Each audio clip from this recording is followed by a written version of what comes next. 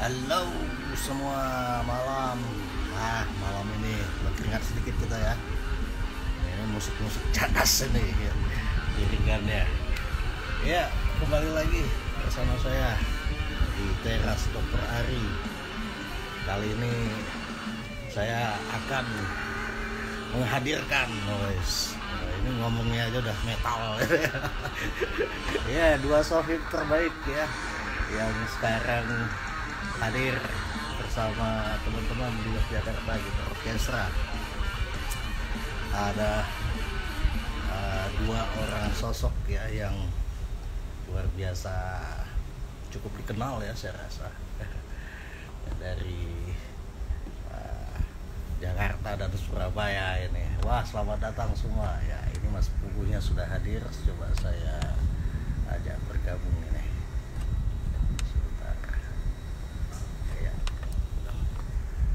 Ya, terima kasih sudah bergabung ya. Jadi malam ini teras Dr. Ari kembali dipercaya sama YGU untuk Halo Mas Pugu. Wah, Dokter Ari ini. Iya kabar. Ini nama aja Mas, nama aja Mas. Oh, nama aja sepatu nih. Itu. Mas, aku suaranya kurang jelas Mas. Maaf Mas. Suaraku kurang jelas ya? Iya. Oh, nggak pakai headset Mas ya? Suaraku kurang jelas. Kurang jelas Mas. Suaraku jelas. Iya Mas, kurang jelas Mas. Suaraku jelas gak nih? Suaranya jelas tapi kecil. Ini apa ya? Mungkin nggak pakai headset Mas? Pakai ya? Nggak pakai mic? Pakai? Oh, pakai. Tuh, tenang. Tuh ini mic. Oh iya, mungkin kurang dekat tadi. Halo. Dengar nggak? Dengar, tapi agak kecil Mas. Bisa dikasih gede nggak? Inputnya. Udah ini. Ini gede ini loh, gede. Ya, maksimal ya. Maksimal ini. Coba mungkin kawan-kawan juga bisa kasih apa? Kasih kode nih, gimana suara Mas Puguh nih? Oke nggak nih? Ada Odi di situ, Firdaus. Ini dengar nggak ini? Di sini jelas, katanya jelas Mas. Jelas, apa-apa, berarti di sayanya nih. Jelas. Ya, jelas katanya. Iya Mas Puguh, salam kenal Mas Puguh. Iya, siap. Gimana? Saya grogi nih, bicara sama artis nih. Bisa aja. Kita nih sama-sama manusia, Mas. Iya, rocker juga manusia katanya. Iya, rocker juga manusia. Gimana? Jadi nah, itu baru dipegang dulu gitarnya itu. Iya tuh, itulah makanya tadi kan aku mau coba zonasi dulu nih. Ini kita kira-kira sepantaran enggak nih alamnya nih. Ada lagu iya. Hanya bayangan ada di depanmu. Atau lagu-lagunya Setan Morfin mungkin itu kenal nggak? Nah, itu ngeri-ngeri itu. Iya, berarti satu zonasi kita Mas. Tunggu, iya, kita panggil lagi nih satu orang. Cocoknya speed metal ini cocoknya nih. Iya. Aduh. Oh, Mas Hari perlu install ulang dulu ini Instagramnya karena masih. Oh iya. Apa? Belum update. Mas Haris tadi saya coba undang tadi. Mungkin Mas Hari bisa install ulang dulu Instagramnya Mas Hari. Iya. Bisa ditunggu. Karena nggak masuk ininya apa speknya. Ini soalnya kalau tak taruh atas iklannya kelihatan Mas. Loh kelihatan iklan, maka tak tutup ini nih. Ini kuncinya rambut ini untuk nutup iklan. Sudah. Oke, sambil kita tunggu Mas Hari ya untuk apa persiapan teknisnya itu karena memang perlu diinstal ulang Instagram Mas Pugu. Aku pertama atas nama teman-teman terima kasih sekali Mas Pugu. Oh iya sama-sama. Udah bersedia jadi solis. Iya, ini teman-teman udah pada ngumpul juga nih, ada Mas Agus, ada Mas Bobi, ada Mas Firdaus. Mas Bobi, siapa lagi tuh?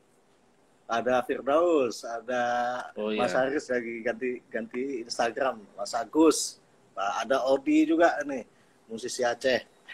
Wes keren nih, musisi Aceh. Iya Mas, aku di Banda Aceh Mas kebetulan. Mas Pugu di mana? Oh iya Mas Hari di Banda Aceh. Di Banda Aceh Mas. Oh iya, saya di Jakarta. Di Jakarta Mas. Jadi Jakarta memang Barat. udah menetap di Jakarta ya Mas ya? Menetap. Jadi udah pindah KTP kita udah. Kalau nggak pindah KTP nggak bisa kredit. Iya. Tapi iso ngomong matur-matur wetan ya iso ya.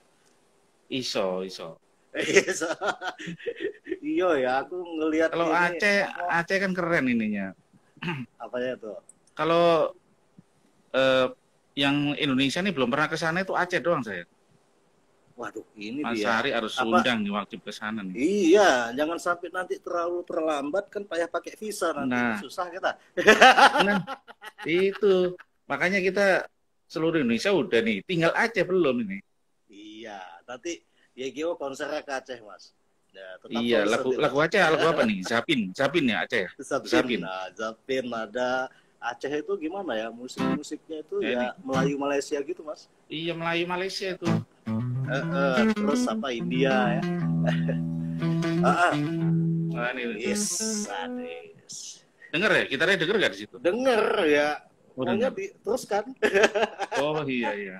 Kalau Aceh kan kayak gini nih. Nah, gimana? Nah, ini kan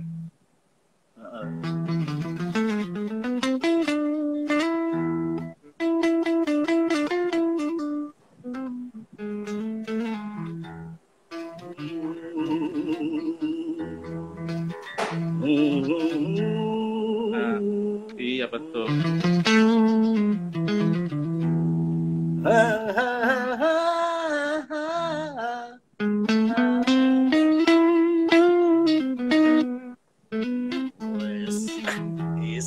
Aceh banget itu, iya.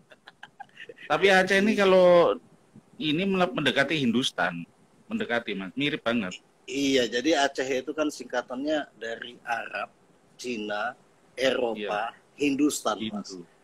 Iya, makanya ada. Jadi ada Hindustannya dia. Ada Hindustannya. Tak pikir hanya itu Hindia Belanda loh, Mas. udah di cover sama Eropa, ada Portugis. Oh, udah di cover. Oh iya. Iya, kalau Mas Pugu sendiri nih, dari mana permainan kecilnya nih awalnya? Awalnya sih dari gitar klasik, dulu itu waktu kecil, terus gitar-gitar biasa, pernah di Yasmi juga pernah. Dari di Yasmi Surabaya. Iya, Surabaya. Oke. Terus habis itu belajar ke ini, Pak Priyatna namanya. Pak Priyatna itu guru dari Surabaya juga, asal dari Riau dia. Pekanbaru nggak salah. Oke. Nah, Pak Priyatna itu dulu bagus juga ngajarnya. Jadi waktu itu belajar di situ tahun 95, 96 lah. Klasik itu, Mas. Nah, terus dia masih lulusan SMA. Habis SMA itu lulus ke sana. Terus baru ke Yasmi.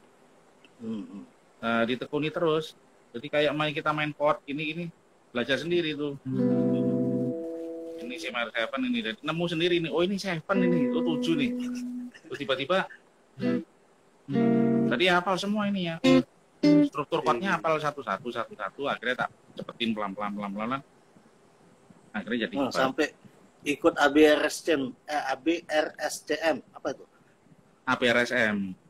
Ya, itu sebenarnya ini untuk ujian London ya, Inggris. Tapi dia basic di Yasmi. Yasmi itu sekolah pertama di Surabaya itu, salah tahun 67. Oh, yang selanjutnya tahun 67 udah ada. Yasmi, Yayasan Musik Indonesia. Yayasan Seni Musik Indonesia.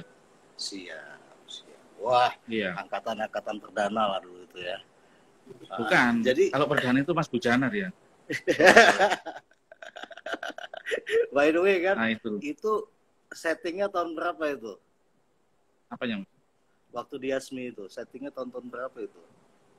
Tahun-tahun 95, 96 juga, 96, 7 lah. 96 ya. Nah, itu waktu itu sih. Jogja itu. Itu si Pak Yanto yang itunya. Gurunya Pak Yanto. Sama Pak Lianto. Lianto. Ya. Ada dua, Pak Yanto sama Pak Lianto. Oh, beda. Nah, saya belajar ke Pak Yantonya itu. Terus Pak Yanto klasik. Habis itu nggak lama beli bukunya 6 seri. Nah, 6 seri itu pelajarin sendiri. Sampai 6 seri itu. Mas Puguh itu setelah SMA itu nggak ngerjakan hal yang lain, cuman bergitar saja? Iya, bergitar. Terus kuliah teknik sipil kan ada juga. Kuliah sambil ngeband, sambil belajar. Tapi teman-teman nggak tahu kalau aku belajar klasik nggak ngerti. Nggak ada tampangnya. Nggak ada tampang. Cuma genjreng-genjreng biasa. Kalau main di kampus juga gitu-gitu doang. Buat seneng-seneng aja. Tapi memang suka itu ya, langsung klasik itu suka ya. Soalnya tangan nggak sakit bro. Jadi tangan tuh nggak tajam-tajam kayak ini. Jujur ya kalau aku di rumah nggak ada tuh namanya gitar akustik yang kawat itu. Nggak punya. Jadi karena tangan itu nggak bisa. Sensitif lah. Tapi gitar elektrik kalau pegang elektrik oke karena dia lentur. Kalau elektrik akustik kan keras banget. Nah kalau pegang aku mau coba kalau pegang kawat mas. Apa itu? Ya. Mau coba korek informasi tentang gimana itu mas mencari bentuk musiknya Puguh itu kira-kira ketemunya berapa lama tuh mas dari zaman Yasmi itu? Iya karena gini bro, pertama dari lingkungan ya pertama itu. Ya. Pertama lingkungan itu dari situ terus kelihatan bentuk itu waktu kita nongkrong sama teman-teman waktu di Surabaya itu kan. Nah pengaruhnya itu aku pertama kali itu kan nongkrong, bro, buku klasik apa yang bagus nih bro? Oh ini mas, ini dikasih sama si siapa dulu waktu itu ya, di Yasmi juga, Matteo Carcassi namanya. Oke. Matteo Carcassi. Kalau di Espak aku nggak terlalu mendalami.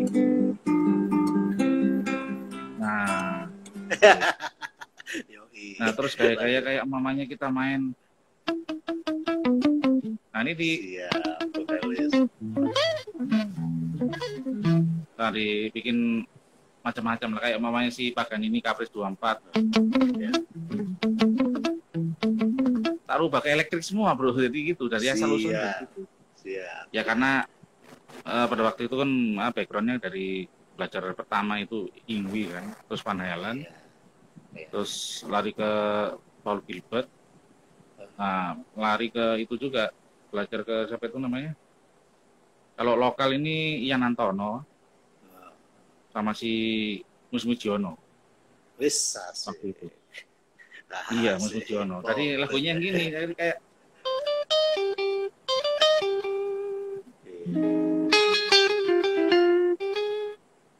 nah itu yang dia kayak ini apa namanya itu?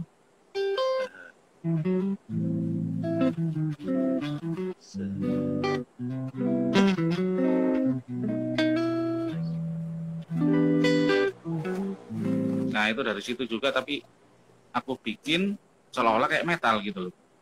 Oke. Nah itu dari situ akhirnya ketemu melodic minor. Kayak melodic minor kan kalau di elektrik kan dari kita bikin metal semua ini.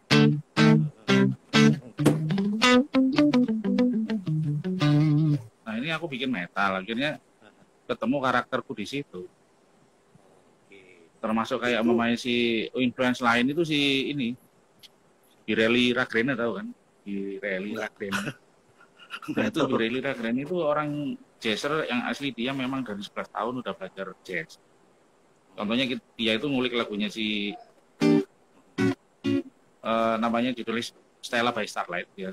Dia main di E minor 7 flat 5 itu ya. Nah ini dia ini langsung dibikin kayak dangdutan gitu.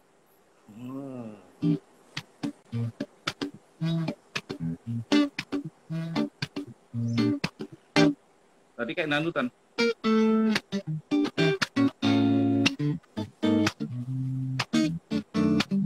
Tadi aku ini bukan orang jazzer bro aslinya bro.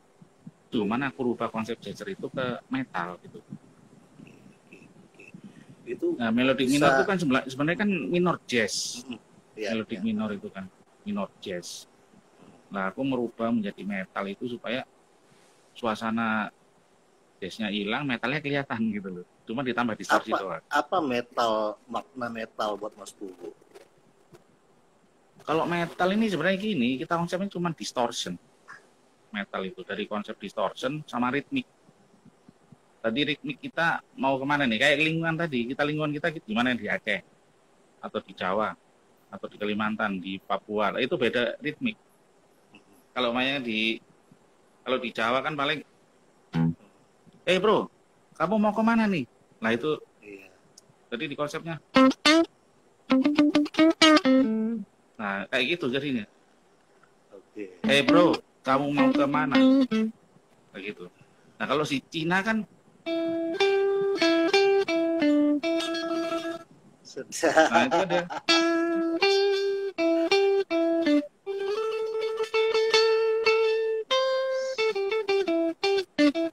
Itu Wong Fei Hung itu. Oke. Nah, itu konsepnya beda. Jadi dari situ akhirnya jadi konsep metal itu dari ritmik. Kalau aku sih gitu. Karena aku dulu suka drum, jadi drum akustik belajar tiap hari 2 jam. Jadi ketemu namanya stylenya tuh ketemu. Itu sampai kuliah juga ya, artinya menurut Mas Puguh itu, ini aku jadi betul-betul belajar nih, aku jadi benar-benar belajar. Iya. Sama-sama belajar. Iya. Proporsi berlatih, proporsi ya mendengarkan, ya referensi, proporsi membaca, menulis, itu kayak mana Mas Puguh kesehariannya, Mas? Ya gini, jadi waktu dulu kan susah, dari internet kan susah. Jadi pertama kali waktu itu kan buku-buku itu kan ada di lokasinya itu di Surabaya, Surabaya Tengah di Ngagel itu ada buku-buku B.B. King, terus bukunya si siapa itu, Paul Gilbert, pokoknya buku-buku si Steve Morse, lain-lain semua itu ada juga semua di situ. Nah dari situ saya ngumpulin buku-buku itu, kemudian ada waktu itu kaset kotak itulah kan, dari kaset kotak itu dari teman ke teman gitu zaman dulu kan, dari kuping kita kelatih dari situ. Nah kalau video kan dulu kan susah banget, Betama gitu kan, kaset kotak itu kan, yang video kotak itu kan susah banget. Jadi konsep awalnya ya seperti itu, jadi belajar dari telinga, mendengar. Kalau aku sih. Kayaknya mungkin inilah keunggulan generasi sekarang ya. Mungkin mereka maju karena semua terakses ya. Betul. Nah kalau umpamanya sekarang ini YouTube udah gratis. Nah caranya gimana kita untuk menyiasati supaya semua orang bisa mencari duit dari YouTube gitu kan? Nah ini udah masuk ke YouTube deh ya, menarik ini. Tapi sebelum ke situ ya, aku masih penasaran nih, hijrahnya ke Jakarta itu dalam rangka apa nih? Kecelakaan atau memang udah siap perang nih? Atau gimana? Ya, udah tak siapin 2 tahun sebelum itu. Oke. 2 tahun udah tak siapin, skill semua, musisi udah tak pelajarin. Ya contohnya dari musisi-musisi besar, tak pelajarin tekniknya mereka, terus cara memainkan semua, tak pelajarin semua, itu hampir ratusan orang lah aku pelajarin. Cara permainan ya bro, bukan cara hidup mereka ya. Cara permainan, terus habis itu semua udah pelajarin baru siap, termasuk baca not balok ini, not angka, semua tak pelajarin baru ke Jakarta. Terus masuk ke sekolah musik. Udah berjejaring sebelumnya dengan kawan-kawan Jakarta? Kenapa bro? Udah berjejaring sebelumnya dengan kawan-kawan di Jakarta? Nggak ada. Nggak ada? Wah, ingin dengar nih kayak mana nih perjuangannya nih Jakarta, di asik deh. Jadi ke Jakarta itu cuma modal 300.000. 2009. Berapa? Settingnya 2006. Ya setting awal 2006, persiapan tuh 2 tahun. Ya termasuk skill macam-macam, jari macam-macam. Nah itu berangkat ke Jakarta cuma modal 300.000. 300.000 ya, terus datang ke mana itu, kos-kosan Jakarta Selatan, tiba-tiba Mbak, sorry Mbak, aku hari pertama ini belum bisa bayar Mbak. Wah kamu ini tiba-tiba hari pertama udah kasbon lah gitu. Oh iya beneran ini serius. Iya. Rumah kosnya aja masih ada sekarang, belum dibongkar itu. Nah terus habis itu bulan kedua aku kan dapat ngajar tuh, dapat duit tuh. Pertama kali dapat duit tuh 450.000 bro.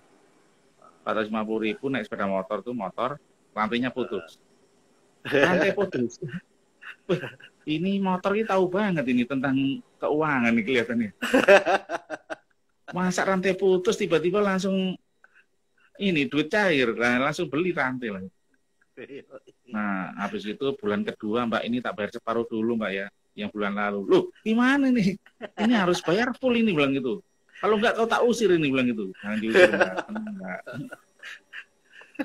Akhirnya bulan Ketiga lunas bro, lunas. Siap. Bulan keempat kasbon lagi. Nah itu asal usulnya di situ. Terus akhirnya kan ngajar di Jakarta Utara itu klasik.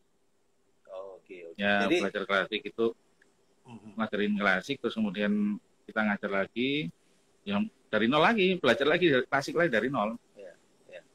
Termasuk pakai bukunya Fast Track kan dulu, Fast Track sama Hal Leonardo untuk ngajar di sekolah musik. Tapi waktu berangkat dulu dari Surabaya ke Jakarta, itu bayangannya tuh mau ngapain gitu? Wah, nggak ada tuh. Yang jelas itu gini, logikanya kalau aku main musik, kalau di Surabaya nggak mungkin. Kunci utama Hollywoodnya di Indonesia kan Jakarta itu aja. Kalau kunci utama di situ. Kalau kita masih di daerah kan juga bisa mas gini. Betul bisa, tapi bukan di Hollywoodnya bro. Hollywoodnya itu Jakarta. Nah, gitu. Jadi antum merasakan Hollywood ya? Ah itu auranya gila itu Jakarta tuh. Wah gimana tuh? Coba cerita lah. Aku nggak tahu ya dunia itu betul-betul kampungan aku soalnya. Nah, soalnya hari pertama di Jakarta itu ketemu Bujana, Andra Dewa. Hari pertama ketemu Andra Dewa, Bujana, ngobrol-ngobrol gimana ini. Ya udah, cuman gitu doang. Terus hari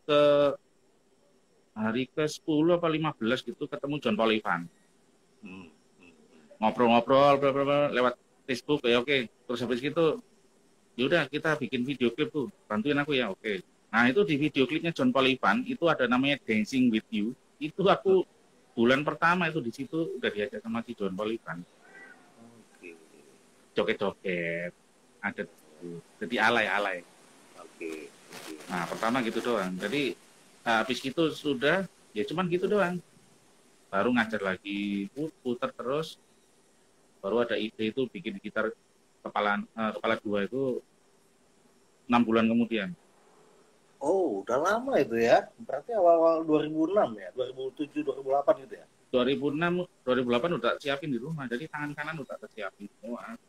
Tinggal dilatih doang, pemanasan lagi, baru masuk ke konsep gitar 2 itu. Itu masuk ke konsep gitar 2 itu apa itu? Karena hasrat bermusikmu itu atau bukan, apakah ada tren itu atau gimana? Karena aku lihat di Indonesia belum ada. Gitu. Jadi kalau kita main pasar ya tetap bagus. Cuman kalau solois nggak mungkin. Kalau namanya solois kalau nggak bisa eksperimen sama menciptakan sesuatu lagu dan nada yang bagus. Nah konsepnya itu aku kan kalau main speed kan ribuan orang bro main speed di sini. Iya. Ribuan orang. Makanya harus bikin konsep baru yang belum orang pernah ada. Contohnya mie Aceh nih. Di sini kan aku suka mie Aceh nih. Siap. Pedas banget. Contohnya seperti itu. Ada nasi uduk, mie Aceh, terus masakan Padang. Kan sama-sama dia ini beda konsep. Ini pura-pura nggak kenal sama Aceh atau kayak mana nih? Kok sopan-sopan kali yang dari Aceh? Nah, itu.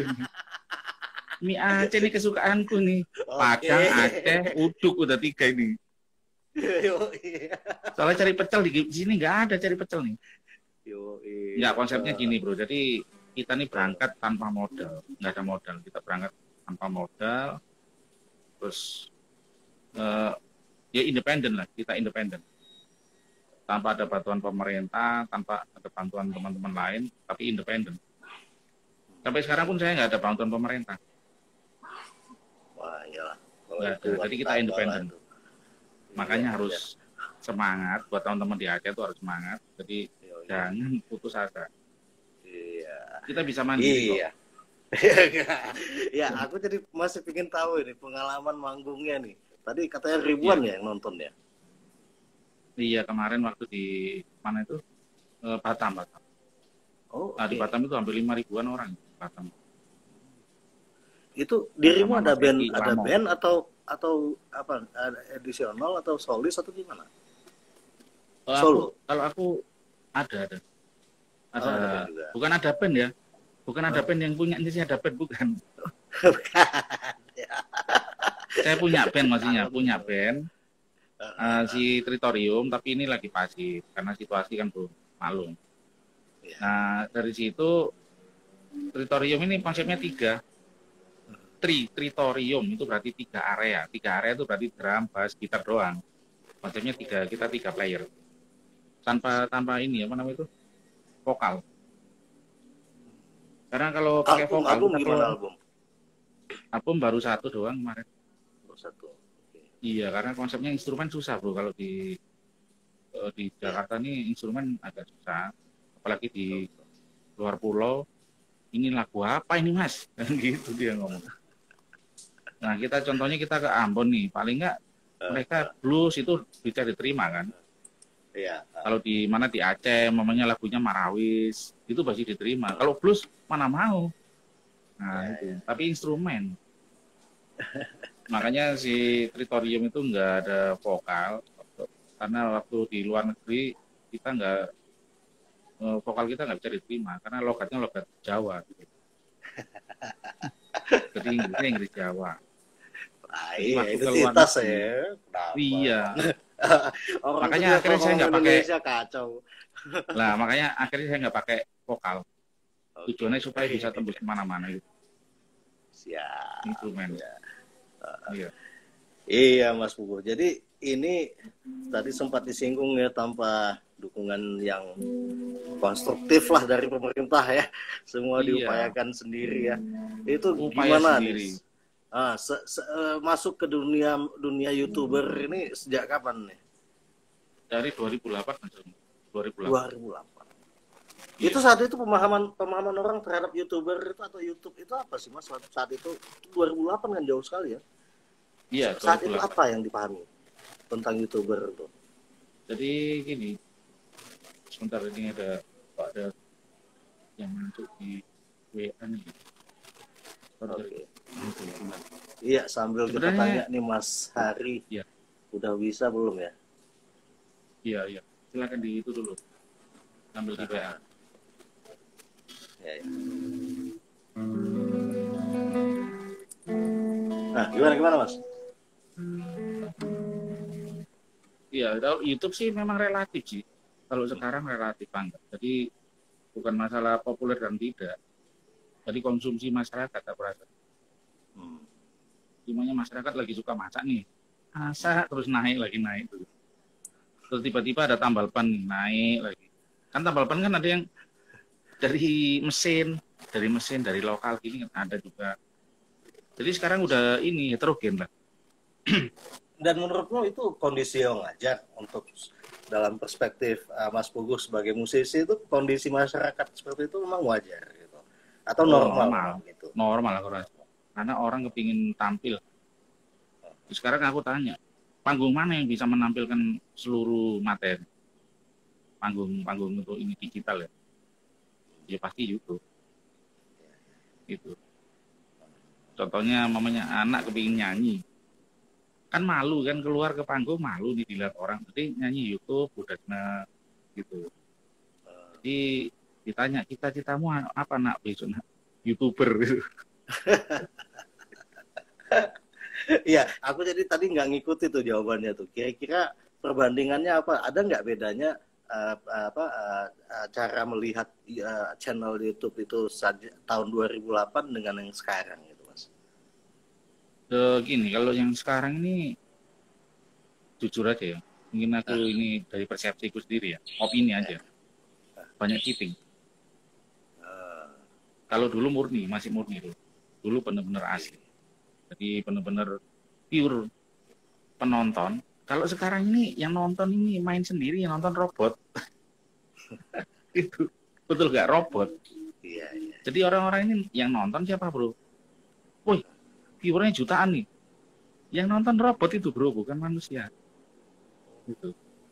Jadi kalau pendapatku cheating itu kurang bagus. Jadi mending kita upload biasa, mau viewer 1000, 1500, 2000 nggak masalah. Yang penting poin utama itu adalah karya. Itu aja kalau aku.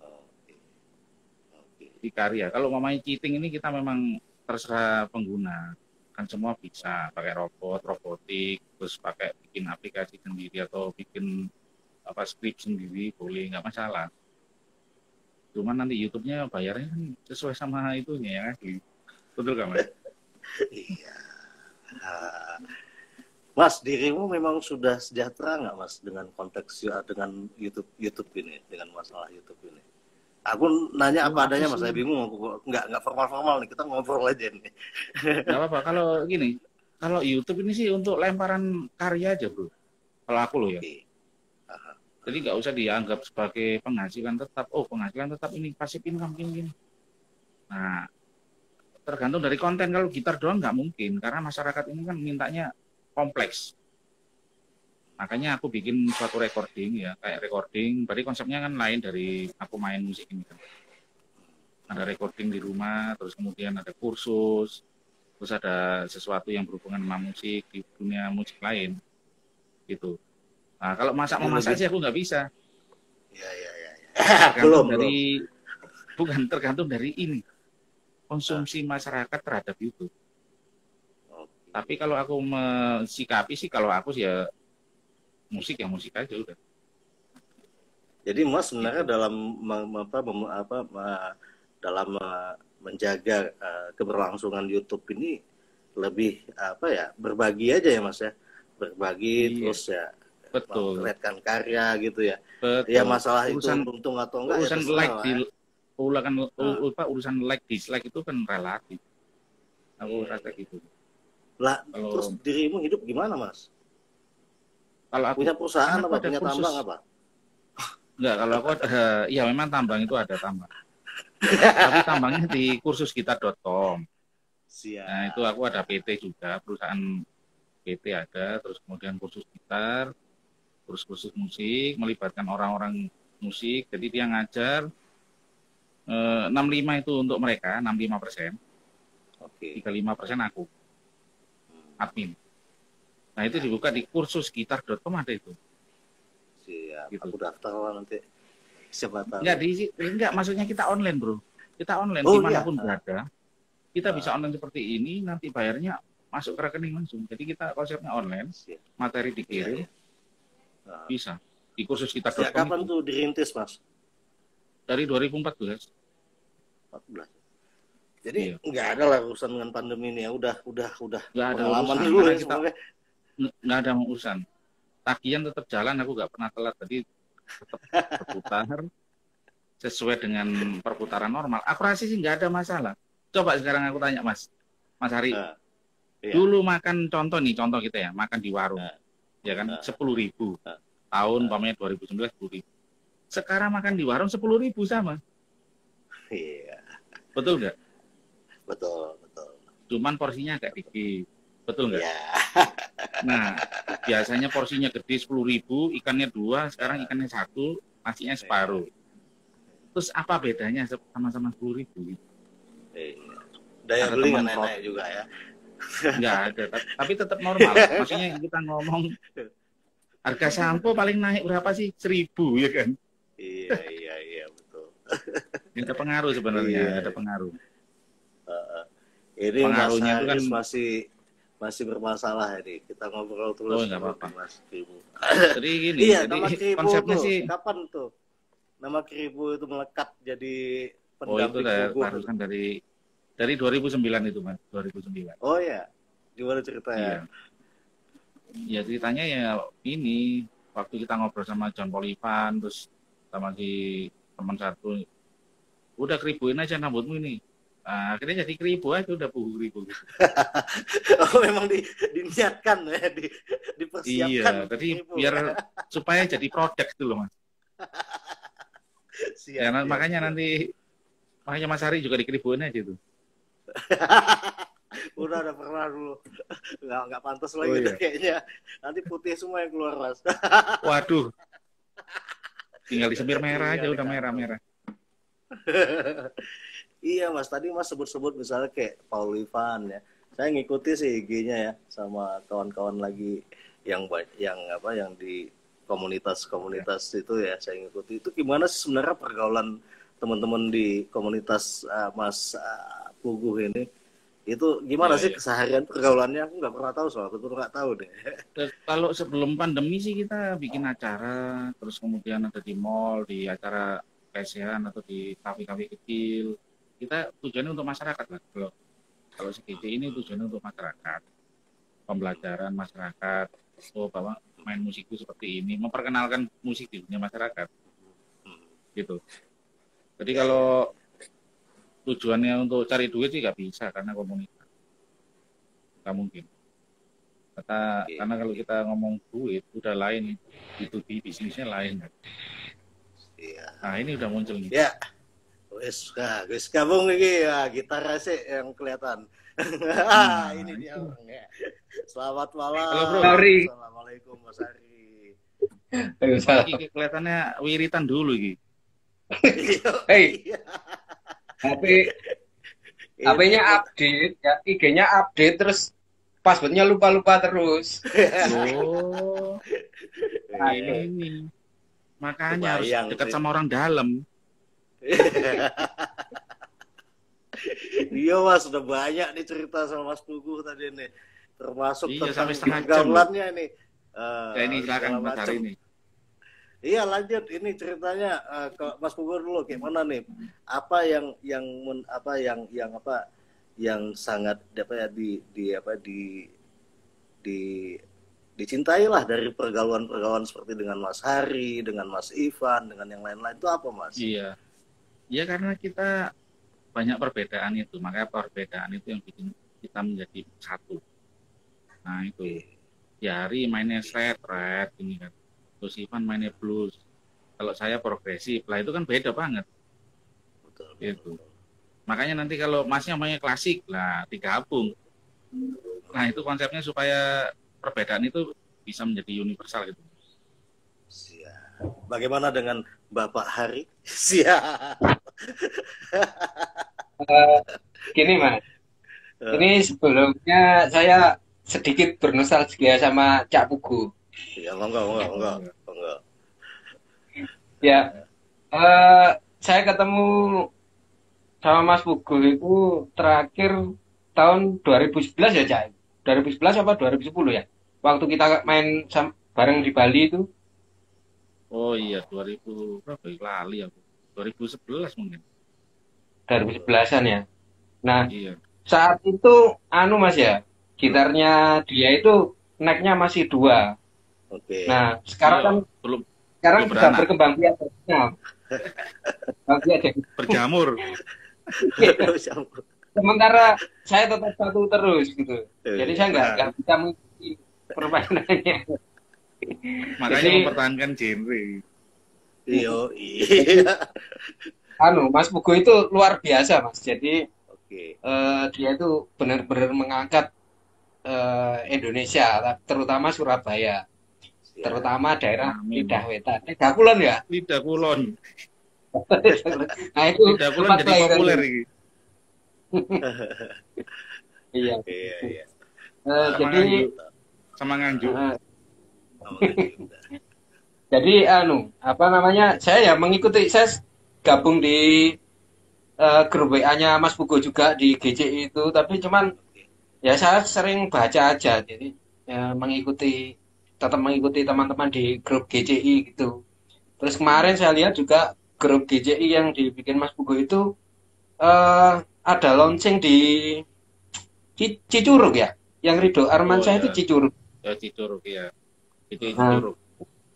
Ya itu saya lihat kemarin geliatnya juga Mas, rame gitu loh. Jadi makanya Surabaya mulai harus ada. Nah, kayak apa? Surabaya gitu. Kayak gimana ya? Jadi mereka itu harus di atas panggung gitu loh. Jadi kan sudah lama nggak ada acara-acara itu. Jadi kelihatan kalau semangat sekali gitu diadakan. Nah, terus katanya itu kemarin masih pemanasan ya yang di Cicurug itu. Betul, pemanasan. Nah, terus nextnya katanya nanti Mas Pugu mau datang gitu katanya. Nah, makanya nanti di Surabaya GCI mana itu? GCI Surabaya, satunya GCI Aceh. Wah, ngeri. GCI ada di Aceh. Makanya harus diadakan, Mas. Ayo itu ada tuh si Odi itu. Si Odi itu bisa tuh.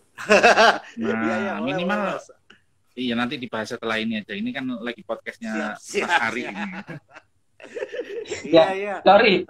Saya tadi Mas ngomong seperti itu soalnya saya nggak tahu apa yang dibicarakan di awalnya. Ya. Nyambung terus. Apa sekarang Mas Ari tanya aja sama Mas Ari gimana? Kayak tuh. Iya. Mas Hari apa kabar Mas Hari? Aku ngiringnya. Oke, mainkan. Nah, ini romantisme dulu Mas. Nah, Mas Hari sama kayak Mas Puguh ini. Sejak kapan ini meyakini bahwa kayaknya memang harus jalan dengan gitar ini. Harus bersilat dengan gitar ini. Sejak kapan itu Mas? Jadi kalau berangkatnya mungkin ya kita sama ya, mulai SMP gitu kan mungkin kita sudah mencintai gitar gitu ya. Terus SMA ngeband gitu, terus sama kuliah itu juga ngeband. Dan dulu saya ada cerita seperti yang pernah saya ceritakan waktu kita sama teman-teman YGO itu. Kalau saya dulu bercita-cita masuk ISI sebenarnya. Oh, oke. Kenapa Mas? Apa istimewanya ISI Mas? Istimewanya ISI kalau waktu kita SMA dulu, ISI itu adalah institut seni. Jadi kalau misalkan kita bisa masuk sana, otomatis apa yang kita miliki, apa yang kita tekuni selama ini nanti bisa tercover di situ. Setelah nggak jadi masuk, Mas. Setelah nggak jadi masuk, menyesal nggak, Mas? Nggak masuk. Setelah nggak jadi masuk ya akhirnya mau tidak mau melupakan gitu. Dan malah kayak akhirnya untung Mas nggak masuk Mas. Jadi YouTuber sekarang 6, sekian ribu ya. 21. Baru dikit Mas itu Mas. Baru dikit itu ya. Waduh. YGU masih 350 Mas. Ya malu bilang dikit ada ya Mas. Luar biasa. Iya Mas Hari, itu sama Mas Pugu juga kan. Kalau Mas Pugu kan akhirnya berinovasi ya. Karena beliau juga optimis sekali untuk jadi solois, saya main solo ya. Jadi kalau Mas Hari ini itu apa yang diramu akhirnya jadi jurus pamungkasnya Mas Hari ini? Maksudnya gimana Mas maksudnya? Ciri-ciri menemukan ciri bermusiknya Mas Hari itu Mas. Dari bagaimana Mas? Apa ya? Jadi kan kita lahir itu kan seperti yang dikatakan Mas Ari tadi, kita itu sezona gitu ya. Jadi influennya ya kayak lagunya Yugem, lagunya Budu, lagunya Kurang. Yang saat ini para gitarisnya itu dekat sama Mas Pugu, ya seperti Mas Ed, ya gitu kan ya. Nah itu kan jelas kita mengkomposisi atau membikinnya itu tidak jauh-jauh dari situ karena memang influen kita terbesar kan dari itu. Nah mungkin kalau untuk saat ini di dalam pandangan generasi di bawah kita mungkin musik seperti itu kan sudah jadul ya. Kiranya apa dia mungkin jadul ya. Nek gue setuju Mas Pugu setuju ora nek musik biyen kuwi jadul. Kenapa? Kalau Mas Pugu setuju nggak kalau misalnya ada anggapan bahwa musik-musik seperti Yugem, Andromeda ya. Pokoknya ya kalau itu sebagai bagian kalau itu aku anggap sih bagian dari musik Indonesia kan. Jadi fondasi musik Indonesia kan kalau nggak ada musik masa lalu kan kita nggak bisa. Betul. Itu fondasinya awal. Contohnya Mas Hari suka Yugem, buku Bumerang atau suka EET. Nah fondasi kita ini bahasa sekarang ini kan influencer. Kalau nggak ada itu nggak bisa. Nah kalau ini mungkin ketidakberlanjutan minat dari anak muda dengan musik-musik zaman kita itu apa karena nggak ada penerusnya? Apa karena kita pun meninggalkannya atau gimana sebenarnya Mas? Bukan. Jadi sehingga mereka nggak pernah dengar ya? Bukan, karena mereka ini belajar dari musik-musik. Contoh ini kita ngomong di sekolah ya. Di sekolah itu kan ada standarisasi pengajaran di Mas Ari ya. Iya. Jadi pengajaran contoh. Oh iya, kita pakai basic apa nih? Contoh nih Yamaha, buku Suzuki, atau buku JS-BA, buku Mateo Karkasi. Mana ada namanya buku Yukem, buku Bumerang. Nah, itu nggak ada. Kalau dalam dunia pendidikan paling nggak kita harus ada namanya basic dari buku lagu-lagu itu. Contoh Isabella, semua anak-anak kecil tahu karena di bukunya ada. Nah, kelemahan di Indonesia ini satu, jadi penulisan teks untuk lagu-lagu yang sudah ada itu tidak tertulis. Wah, keren. Itu. Silakan Mas Ari, lanjutkan. Nah, silakan Mas Pugu, kalau masih ada, silakan. Mas Pugu dulu, Pak. Belum selesai kayaknya. Jadi kalau konsep utamanya sih ya dari situ, dari lagu-lagu itu harus kita tuangkan dalam tekstual supaya anak-anak yang sekarang ini umur 10 tahun, mungkin muridnya Mas Hari umur 6 tahun ya kan, dikasih lagunya Mas Hari, pusing lah gitu. Paling tidak dia ada tekstualnya, ayo mainkan nih lagunya Mas Hari, oh ini lagunya Mas Hari ya, ada teksnya, masuk ke buku pendidikan namanya Dignas. Makanya kenapa kok disebut adanya sertifikasi itu, supaya teman-teman itu menulis kemudian masuk dalam buku-buku pendidikan musik atau langsung masuk ke pendidikan umum ekstrakurikuler supaya dikenal, karena anak-anak umum ini tidak dikenalkan untuk masuk ke dunia musik. Nggak ada tuh di sekolah dunia musik pendidikannya 50% nggak ada, kecuali SMM ya, sekolah menengah musik. Itu kalau menurut saya itu. Ya itu pun juga nggak sampai 100% juga itu kan. Betul. Tambah dengan. Iya Mas, aku dulu ini cerita Mas Haris nggak jadi Mas Hari nggak jadi masuk isi nih, karena aku juga salah satu yang menyesal sebenarnya. Menyesal. Yo piye Mas, waktu kursus persiapan masuk ya, wah 6 jam 8 jam ya kita pegang gitar ya. Terus begitu masuk kena kuliah, tapi kan masuk di dalam dunia ini pendidikan ya, kan itu yang disyukuri juga. Nah, coba sekarang tak tanya Mas Ari, dulu ada gak nemu namanya lagu-lagu Bumerang di dunia SMM, di sekolah isi? Saya nggak di SMM kebetulan, saya di SMA. Di mana Mas? Di Banda Aceh. Nah di Banda Aceh banyak contoh nih, kita di SMM ada gak kira-kira buku-buku nggak ada musik Indonesia? Nggak ada. Itu kelemahannya. Makanya kalau bila perlu teman-teman penulis lagu itu bisa masuk ke dunia situ. Tapi aku yakin pasti ada lah. Nah, tinggal kita dulu. Kita ngajarin mereka ini JS-BA, siap, atau Mateo Karkasi atau lagu Indonesia gitu. Siap. Iya Mas, aku punya niat juga ke sana. Nanti kita kayak connect lagi nih masalah itu. Tapi ini patut kita gemakan ini. Ya Mas Haris, Mas Hari, tambahkan Mas Hari. Apalagi nih ide berliannya nih.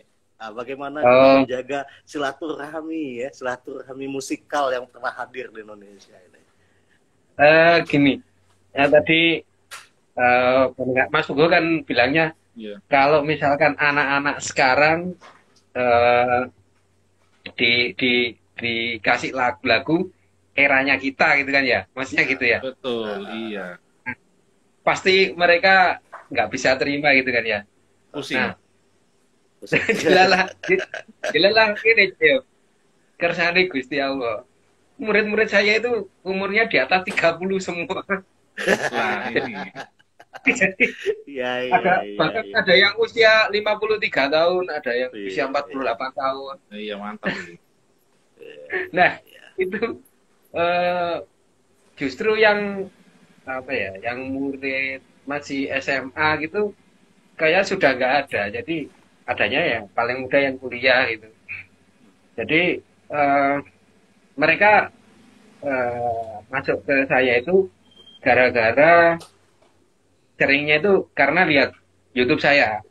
Sedangkan di YouTube saya itu kontennya saya seringnya itu membahas lagu-lagu jadul. Lagu-lagu era-era 90 begitu. Jadi kalau menurut pengalaman saya banyak juga sebenarnya yang seusia kita yang dulunya itu kepengen belajar gitar tapi merasa dulu itu nggak berhasil, jadi gagal. Terus sedangkan saat ini, saat ini kan rata-rata sudah mapan mas, secara ekonomi mereka mapan. Jadi mereka itu melampiaskan kayak dendam masa lalu yang nggak tersampaikan gitu. Terobsesi. Iya. Kalau obsesi kalau saya lihat juga, saya lihat juga muridnya Mas Fuhu kan ada juga yang artis kan, yang artis ya sudah dewasa gitu, kepengen belajar gitar itu, pemain sinetron itu mas. Oh iya. Iya. Waduh. Siapa itu? Makin keder gue nih. Randy Pangalila. Randy Pangalila ya. Randy Pangalila. Iya. Ya, tapi kalau misalnya ada anak muda yang bertanya sama kita, emang apa pentingnya sih Mas? Apa yang jadi istimewa dari musik-musik generasi kita ini 90-an ini di Indonesia? Kenapa itu jadi pilihan dibandingkan misalnya dengan Beatles ya, dengan Queen ya, dengan apa? Atau mungkin ya dengan musik-musik sekarang ya, musik-musik ya seperti Noah dan lain-lain lah, nggak tahu lah Mas, banyak itu Mas. Nah, kenapa kita merasa bahwa kalau misalnya dalam pikiran kita ya harusnya jejak 90-an itu juga terpelihara ataupun berlanjut lah ya. Apanya sih Mas yang istimewa dari jejak 90-an itu? Sebenarnya Mas Ugo dulu. Mas Ugo dulu. Kita harus berangkat dari pertama, kita ini kan harus tahu basic awal sejarah musik Indonesia. Kalau nggak gitu kita nggak mungkin tahu siapa gurumu. Ya enggak, siapa baik gurumu siapa iki? Nah, asal usulnya yang jelas asal usulnya sih W.R. Supratman. Gitu. Kalau secara tahun 45 ya, tapi sebelum 45 kan masih ada lagi. Gitu. Nah, prosesnya kan dari tahun 1900 kita kan berangkat dari kontemporer. Kalau dunia kan mencanangkan bahwa 1900 itu kontemporer, makanya dari 1900 itu ke 1945, W.R. Supratman kan mengarang lagu Indonesia Raya itu kan, nah konsep dasarnya dari situ sebenarnya, titik poinnya itu, titik poin awal. Makanya kalau umumnya 90 musik-musik UCAM, Bumerang, ya berarti dia adalah bagian dari musik Indonesia yang harus dipelajari dari sisi ininya, karyanya. Karena mereka udah duluan. Sedikit lagi Mas, saya coba kejar yang di situ. Jadi menurut Mas, apalagi kita pakai kata-kata musik Indonesia ya, itu apa sih musik Indonesia itu apa sih? Atau musik itu sendiri dalam pikiran Mas sehingga ada attachment dengan kultur, dengan budaya, dengan apa itu seperti apa pandangan Mas? Gimana? Jadi kalau menurut saya gini, jadi musik Indonesia ini, contoh kita ya lari ke mana? Contoh tadi kayak tadi kita main Aceh. Jadi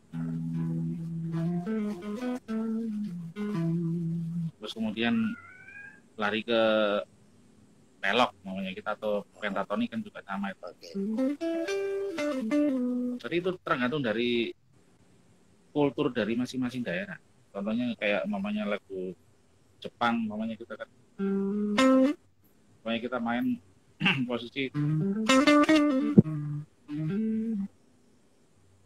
Kalau contohnya tadi, kayak UCAM, Andromeda itu di mananya Mas? Nah, karena konsep dari rocknya itu yang diambil, rock. Cuman logatnya kan tetap logat Indonesia. Nah itu kunci utama kan dari logat itu, dari motif dari si UCAM ini logatnya apa nih? Oh pentatonik ya ternyata. Berarti kan Jawa. Marinya ke konsep progresif. Jadi apapun ceritanya tetap apapun ceritanya, kalau 90 tahun kita belajar Beethoven, nggak akan pernah kita jadi Beethoven Mas ya. Nggak bisa. Karena dari kulturnya itu udah beda, nggak bisa. Kulturnya makanannya harus beda ya, kata keju ya. Nah, makanannya udah beda. Ini nasi sana roti, bro. Nah, Mas Haris gimana tuh pendapatnya? Apa yang istimewa dari 90-an untuk generasi muda kita? Kalau menurut pandangan Mas Hari, ada nggak kira-kira yang menarik untuk generasi muda kita? Gini Mas, kebetulan saya punya teman itu gitarisnya almarhum Mas Didi Kempot. Jadi era-era stasiun balapan itu ya. Jadi namanya itu kalau panggilannya di sosmed itu Mister Jepang. Jadi dia ini juga pernah membahas seperti ini. Jadi kenapa sih lagu 90 serasa istimewa di tahun 90-an? Nah, apakah itu istimewanya itu bagi kita saja, generasi seangkatan kita? Apakah juga kalau seandainya kita mengatakan tahun-tahun lagu-lagu tahun segitu itu istimewa ke generasi di bawah kita, apakah mereka juga mengiyakan gitu? Nah, terus ini saya melihat contohnya anak saya, Mas. Anak saya itu sekarang SMA dia. Nah, ternyata awal-awalnya itu dia mendengarkan lagu-lagu Korea kayak gitu kan ya. Terus kemudian setelah saya coba dengerin lagu-lagunya Dream Theater, lagunya Halloween, ternyata dia justru masuk. Akhirnya dia mencari yang lain, referensi-referensi yang lain. Jadi kayak lagu-lagunya Metallica, terus kemudian Megadeth. Gitu. Ini cewek ya, Mas. Cewek. Asik, jadi, asik. Terus kemudian ini saya matchkan sama yang dibahas sama gitarisnya Mas Didi Kempot tadi. Jadi kalau menurut gitarisnya Mas Didi Kempot itu, lagu tahun 90-an itu kalau seperti memilih nadanya, itu kayak katanya hati-hati gitu. Jadi kalau misalkan kayak lagunya Katon Bagaskara gitu ya, misalkan yang judulnya Yogyakarta itu mulai dari dulu sampai sekarang kita dengarkan pun rasanya kan masih tetap enak gitu ya. Terus lagu-lagunya kayak Krisdayanti. Wah, si idol lagi. Wah, ini menghitung hari, Bro. Oke. Asik. Ya, Mas ini. Harus ngomong apa Bang? Enggak lali.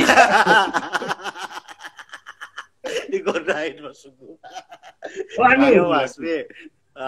GNR ya, GNR kayak lagunya GNR itu yang Suical Omain itu sampai sekarang anak-anak belajar gitar itu bisa masuk. Jadi anak SD, anak SMP pun itu kalau diajari itu merasa senang. Jadi seperti itu. Jadi istilahnya gimana ya Mas Ari itu? Kalau misalkan nada itu didengarkan sampai kapan pun itu rasanya masih tetap enak, itu istilahnya apa itu Mas Ari? Gitu. Indah kali ya, lain apa? Bukan, namanya itu ini Mas. Panjang umur. Panjang umur. Legacy, bahasa Inggrisnya legacy. Legacy ya. Iya, legacy. Panjang umur. Evergreen. Loh, evergreen pohon Mas. Pohon ini. Pohon cemara evergreen. Legacy, artinya legacy. Legasi. Oh, makanya ya, Steve itu seneng pakai kata-kata legasi itu ya. Mungkin dia berharap seperti itu ya mungkin ya. Iya. Kalau evergreen ini cemara ya. Iya.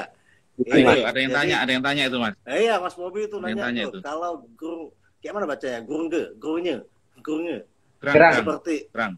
Oh, grang. Apa Mas maksudnya grang? Aku nggak ngerti. Musik grang itu kayak ini tadi.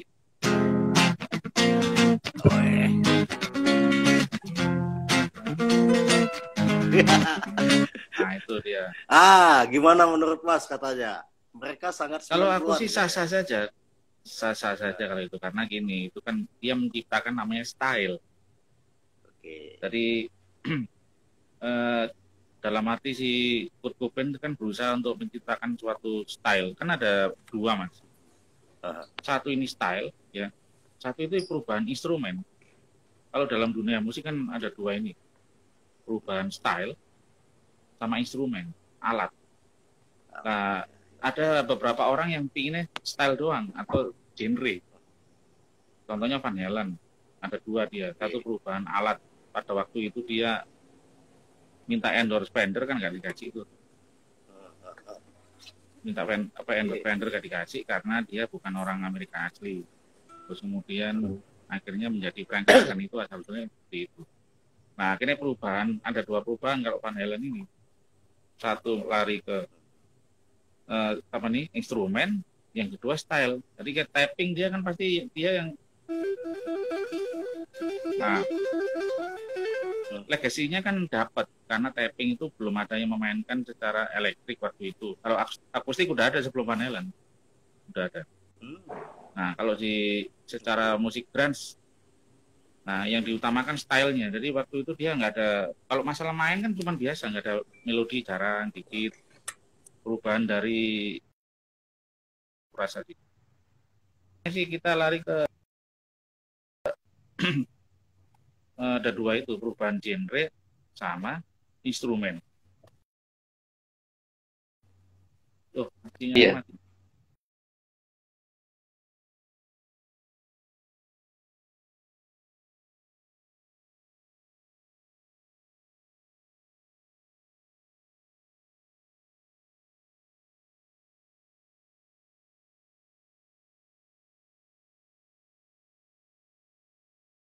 Apa menghitung hari? Oh, menghitung hari.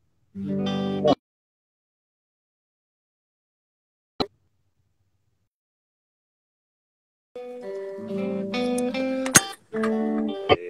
aku ini Mas Ari balik. Nah, Mas Ari udah balik nih. Nih Mas Ari. Udah ya. Suara nggak kelihatan Mas, suara nggak ada Mas. Suaranya nggak kedengaran Mas. Suara. Nah kita tunggu. Ini ketemu lagi nih. Ini ya. Gimana Mas? Gimana? Udah kedengaran? Ya kalau pendapatku tadi seperti itu sih. Ya. Jadi Mas Bobi kan tadi nanya, bagus tuh pertanyaannya. Sangat 90-an gitu. Jadi apa yang kira-kira dimaksudnya? Nirvana sangat 90-an. 90-an ada Skid Row, ada White Lion, ada Halloween, ada. Itu gimana Mas kita melihat keistimewaan musik-musik era mereka itu, termasuk yang di Indonesia Mas? Apa keistimewaan selain style dan improvement instrumen itu tadi? Iya, karena mereka duluan bro. Itu Indonesia ini kan follower. Kalau kita kiblatnya kemana? Ke Amerika apa ke British? Itu. Nah kalau ada teman-teman kiblatnya ke British ya berarti kan arahnya ke Amerika, ke Inggris, satunya Amerikan. Makanya style melodinya kan kelihatan. Kalau larinya gini British, ke Amerikan. Nah nanti itu sadurannya tuh pasti ada namanya duplikasi. Itu. Contohnya buku duplikasi Michelangelo, Don Polivan duplikasi ke apa itu? Jimmy Page. Terus Mas Hari mungkin ke Simply Terry atau siapa kan. Nah itu tergantung dari masing-masing ininya, pembawanya siapa itu. Carriernya itu siapa pembawanya. Kalau aku gitu sih Mas. Akhirnya menjadi sesuatu. Kalau Nirvana itu saya pernah baca atau selentingan atau pendapat di medsos ya. Kalau begitu muncul Nirvana itu Shred is Dead, betul nggak sih? Apa tuh? Enggak ada. Shred is Dead. Bukan. Shred is Dead. Opini. Shred is Dead itu maksudnya pemain melodi yang set mati, bukan. Bukan di poin di situ malah yang poin utamanya si ini siapa ini?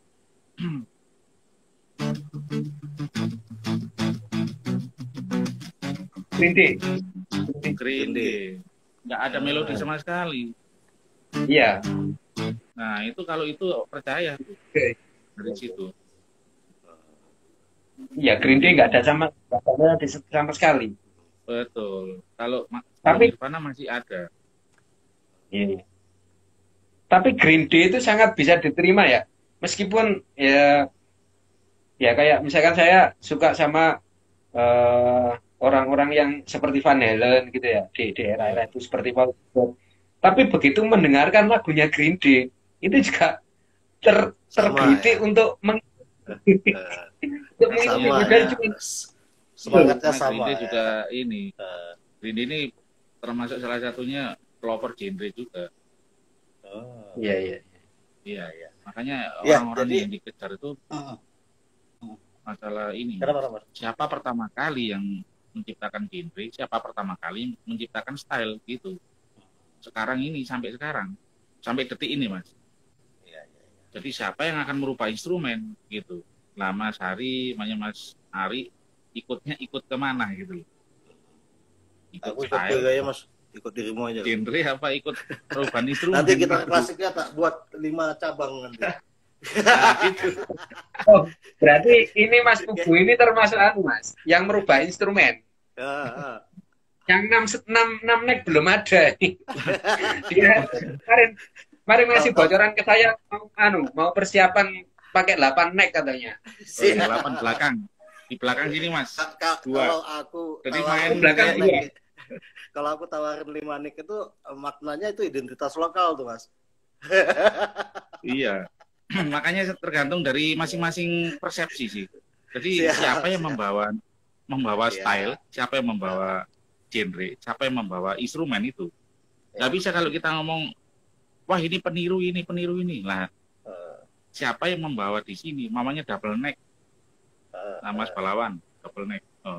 Di Bandung sudah ada sebelumnya. Di Bandung. Saya tahu di Bandung itu sudah ada. Makanya yang mempopulerkan itu di sini siapa? Gitu. Bukan masalah kok nggak mirip mainnya. Kalau mau mirip ya Michelangelo ya panggil sini. Dan siapa yang terus memperbaharui, Mas, saya mengembangkan. Betul, terus, yang mempopulerkan namanya Mas Hari. Mas Hari ini mempopulerkan Chris Emetery. Nah, akhirnya disitulah titik. Oh, ternyata Chris Emetery seperti ini nih. Oh, kopian nih Mas Hari nih. John Paul Ivan nih kopian nih si Slash mungkin kan.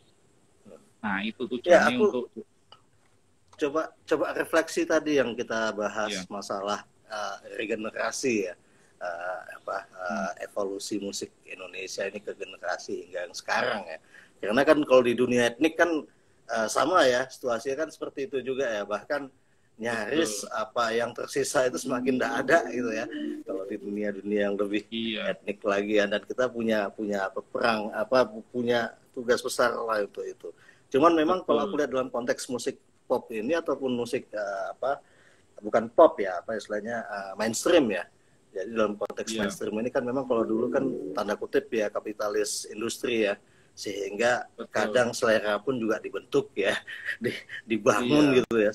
Space itu emang terbatas ya untuk yang di luar keinginan dari kapitalis ya, atau yang pemilik modal ya kan.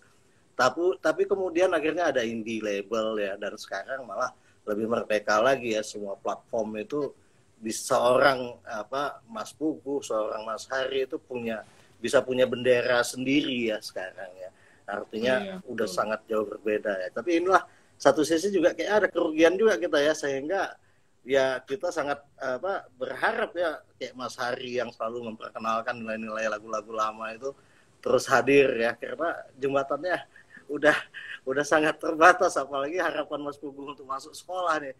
Waduh, mana gurunya yang ngajar guru Pancasila, gimana Mas?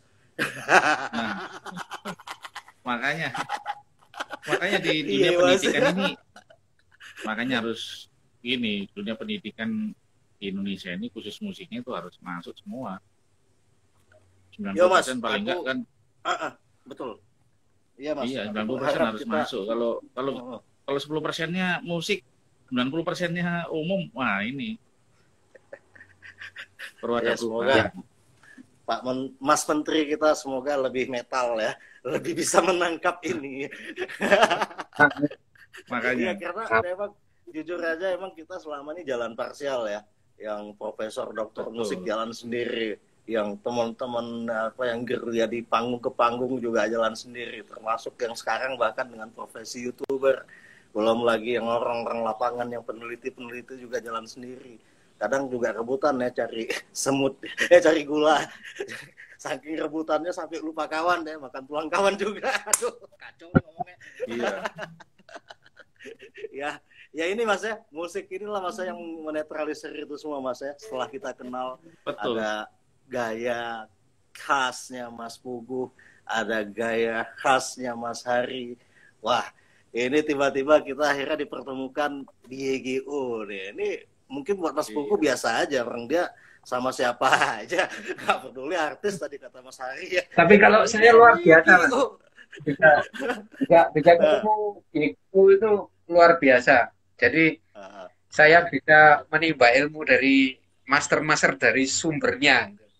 Jadi justru ini kan Mas Firdaus ini yang mengajak saya ke sini. Dan Mas Firdaus notabene adalah lulusan ISI, sahabat terbaik di Surabaya. Mas, ngomongnya jangan di depan Mas Puguh lah. Itu ada pertanyaan. Jangan di depan Mas Puguh ngomongnya, aku malu ya Mas. Itu ada pertanyaan itu Mas. Ada isu apa itu? Ada isu pendidikan musik ini. Ada isu di Indonesia. Di Indonesia. Apa tulisannya tuh? Oke. Di Indonesiaku, Indonesiaku. Iya. Kalau aku mungkin sekalian lah mau ngajak kawan-kawan juga ya. Aku niat memang mungkin 2 tahun ke depan kita coba genjot ya 2 tahunan gitu sampai kita pertama hilang urusan barat timur soal musik ya, kecuali soal wilayah ya. Terus yang kedua, kita punya metode sendiri untuk belajar musik versi di Bumi Indonesia ini. Ya, saya kira terlalu besar kita untuk cuma ngekor ya. Dan terlalu lama juga udah ngekor. Nggak jadi juga Mas itu tadi Mas. Udah lama Mas. Ya? Kalau ngekornya sih udah lama. Dari tahun 1930 udah ngekor. Jadi dari konsep awalnya sih udah ada.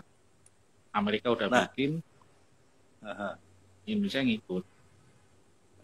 Terlalu lama, lama banget. Mungkin daya kita mungkin yang terlalu lemah Mas ya. Jadi asupan untuk bisa apa istilahnya punya keistimewaan sendiri itu nggak cukup daya ya. Bukan, karena tekstualnya kurang Mas. Tekstual. Aku rasa tekstual. Tekstual. Ya, tekstual itu bahasa ininya dalil untuk musiknya itu kurang. Jadi harus disadur dulu dari British, Amerika gitu. Karena untuk menerjemahkan bahasa musik Aceh, bahasa musik Kalimantan, terus bahasa musik di mana itu? Sunda, Jawa, dan Bali juga beda. Jadi tekstualnya masih kurang. Jadi untuk masuk ke dunia pendidikan musik Indonesia yang dibahas sama Mas tadi, nah termasuk menghaluskan rasa, itu kan perlu namanya tekstual dulu. Nggak mungkin kalau, aku belajar ke Mas Hari aja, belajar ngeblues. Nah pasti kan harus ada tekstualnya itu kan. Lah Mas Hari blues dari mana Mas bluesnya itu? Dari Amerika Mas. Nah itu kembali lagi ke tekstual aku rasa. Karena kalau jika pendidikan musik Indonesia ini dikasih tekstual bagus, otomatis secara perlahan mereka akan memisahkan diri dari Inggris atau ke Amerika, kiblatnya dari dua itu. Atau kiblat kemana? Australia, musik lain-lain gitu. Karena tekstual kita kurang. Makanya kita agak sedikit instan ya, langsung ke estetika ya tanpa pikir. Makanya disusun sertifikasi itu. Kemarin saya kan nyusun SKS RKKNI itu kan ke RKNNI. RKKNI maksudnya. Rencana untuk masuk ke standarisasi musik Indonesia. Nah, awal titik poin itu dari ini SKKNI standarisasi ini. Makanya kalau kita sudah punya ini, kunci kamusnya musik, dasar dari dalilnya musik, kita udah lepas bro dari luar negeri. Itu makanya sertifikasi itu penting. Tujuannya untuk tinggal nanti transformasinya ya. Betul. Titik poinnya itu dari sini kita. Benar. Karena pengalaman aku Mas ngajar mahasiswa, Mas bingung juga aku, nggak pada senang membaca, nggak pada senang meninjau referensi gitu, maunya tekstualnya, bacaan dibacain ya. Betul. Gimana tekstualnya itu kurang. Itu mulai generasi berapa tahun ke depan, Mas Ari, yang betul, seperti Mas, itu? Ya? Betul ya. Atau dari dulu? Dari dulu ya, kalau dulu nggak juga ya, zaman kita juga nggak kayak gitu ya. Artinya kita ya kita aja ya. Padahal kita semua terbatas kan, nggak ada internet, HP aja mungkin baru punya umur berapa gitu, ya kan? Tapi minum susunya lain, Mas. Susunya lain, Mas. Gimana tuh? Iya ya. Susu kaleng. Nggak tahu juga, Mas. Yang pasti aku sampai ke Jogja, Mas. Nggak ada tempat di Aceh, aku lari ke Jogja cari yang ada. Nah, iya. Ya, makanya lebih miris dari Mas Pugu sebenarnya ceritanya. Iya, makanya itu. Iya. Makanya akhirnya akreditasi. Gimana? Mas Ari lihatnya kayak mana? Memang ya ada gejala itu. Pengalaman dari murid-murid, iya. Jadi padahal kayak kalau kita ya, misalkan kita kalau seperti Mas Pugu mungkin di masa lalunya sekitar tahun 96, 97, kita lihat-lihat buku di Melodia itu ya, di Surabaya. Pasti rasanya itu iklan. Salah satu toko musik. Salah satu toko musik. Ya. Nah, itu kita lihat buku-buku musik itu, buku misalkan teknik sweep picking dan teknik sweep picking dan tapping gitu, rasanya waduh, ini kayaknya ilmu luar biasa. Nah, terus sekarang saya pernah buku itu ya, saya taruh, saya geledak, istilahnya saya geledak. Terus sambil saya ngajar, ternyata murid itu enggak menyentuh sama sekali buku itu. Jadi enggak ada ketertarikan kayak gitu. Seperti itu. Ini kayaknya beda sama era kita itu, semangatnya. Ya, orientasi musiknya juga mungkin ini ya. Mas. Jadi bukunya itu atasnya kasih uang 100 ribuan, pasti dia. Wow, berat nih. Iya, Mas. Jadi kita coba lihat ini kan teman-teman. Ya, pertama makasih ya Mas Ari, Mas Pugu udah gabung di EGO nih. Saya mewakili teman-teman mengucapkan terima kasih banyak. Dan jujur kita ingin seterusnya berteman ini, Mas. Ingin juga kalau bisa seterusnya kita bermusik bersama, apalagi ya kalau memang mungkin ini bisa jadi silaturahmi yang jangkanya panjang gitu kan, berkesinambungan gitu. Nah, ada satu yang tadi Mas Pugu juga sempat sampaikan ya, komunitas ya yang harusnya tidak berorientasi untuk mencari uang gitu, Mas. Atau saya salah interpretasi nih, Mas. Nah, sementara satu sisi ya, mungkin ya dalam konteks musisi YGO lah kita bicara ya, ini kan tidak seluruhnya individu-individu yang memang tunggal ya, artinya walaupun mungkin dominasinya gitar klasik yang memang permainan instrumen tunggal, tapi nggak semuanya berorientasi pada penyaji tunggal ya untuk bermusiknya. Kemudian latar belakang backgroundnya juga ya, apalagi sekarang ya misalnya seperti saya yang ya tanda kutip mungkin masih dalam kategori cheating ya dalam mengaku sebagai orang musik ya, karena jujur aja waduh kalau dibilang latihannya wah amburadul, Mas. Tiba-tiba ya siap komandan lah apa yang disuruh kan karena itu tadi pengabdi jadi akhirnya tidak punya keseharian yang memang semerdeka Mas Hari atau Mas Pugu gitu. Nah, kira-kira kayak YGO ini, Mas, apa yang Mas lihat dari hadirnya YGO atau kita ketemulah dengan YGO ini? Mungkin antara Mas Pugu atau Mas Hari, siapa aja? Mas Hari dulu. Oke. Mas Hari. Ya, YGO. Jadi pertama kali dikenalkan YGO sama Mas Firdaus. Saya lihat, wah YGO ini orang-orang luar biasa. Terus setelah itu saya lihat-lihat di YouTube-nya gitu. Terus habis itu wah ini kontennya ini mahal banget ini. Jadi terus kalau saya lihat mengkomposisinya itu, nah itu mungkin sesuatu yang kalau kayak saya sebagai praktisi gini apa ya, ilmu yang bisa didapatkan hanya di apa namanya sebuah institusi, sepertinya seperti itu. Terus kemudian kalau saya lihat dari sisi YouTube-nya ya, mungkin karena YGO orangnya sibuk-sibuk Mas ya, jadi iya sepertinya. Jadi YouTube-nya itu kayaknya kontennya itu apa ya, masih jedanya Malu-malu masih lama ya. gitu ya. Jedanya maksudnya malu-malu ya. Untuk uploadnya itu Mas. Jadi kan 1 bulan 2 bulan gitu. Nah itu kalau misalkan di rutini 1 minggu sekali, entah konten seminggu apapun 3 kali. Seminggu 3 kali. Wow. Seminggu 3 kali pun itu ngatasi sebenarnya. Kan anggotanya banyak banget. Jadi kontennya itu bisa buat macam-macam. Kalau saya lihat seperti itu. Asik. Terima kasih Mas Hari, semangat. Ya Mas Hari di dalamnya juga nanti yang kompori kawan-kawan lah untuk biar kita betul-betul ini. Iya Mas Puguh, kira-kira apa yang dalam kondisi mungkin Mas Puguh juga punya komunitas ya yang juga anggotanya juga mungkin ada juga yang double casting ya, musisi ya kerja kantoran ataupun mungkin kerja di pemerintahan. Itu betul. Mas melihat apa yang bisa dipanaskan gitu biar memang hasrat bermusiknya itu mengalahkan segalanya itu misalnya.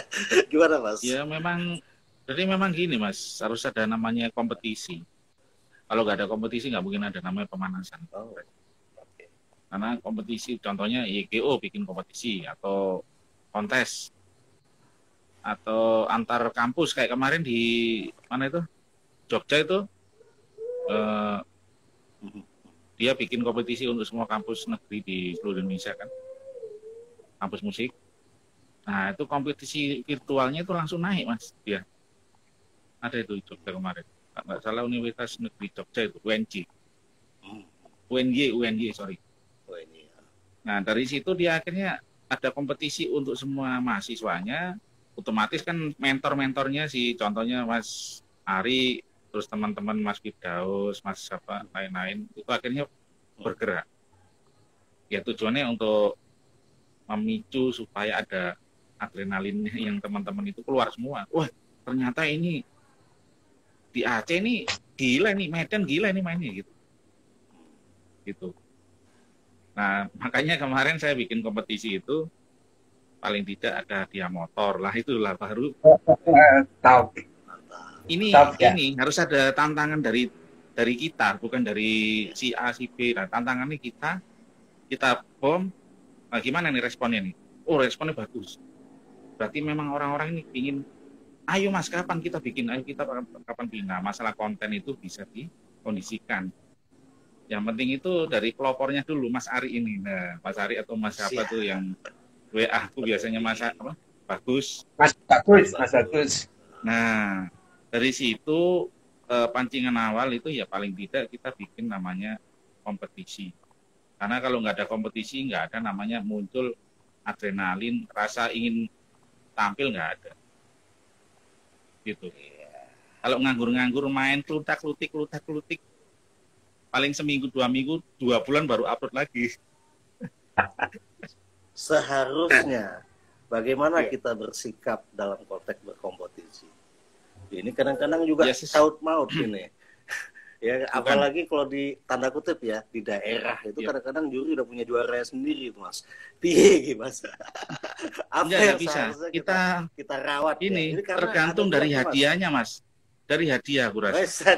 Semakin hadiah mamanya contoh ini. Gitar senilai mamanya 10 juta.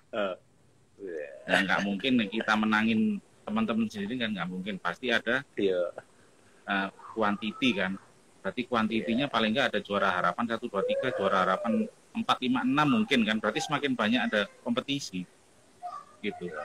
Kalau sampai si guru memenangkan muridnya sendiri itu nggak mungkin, karena dari situ ya, udah kelihatan apa boleh buat lah ya.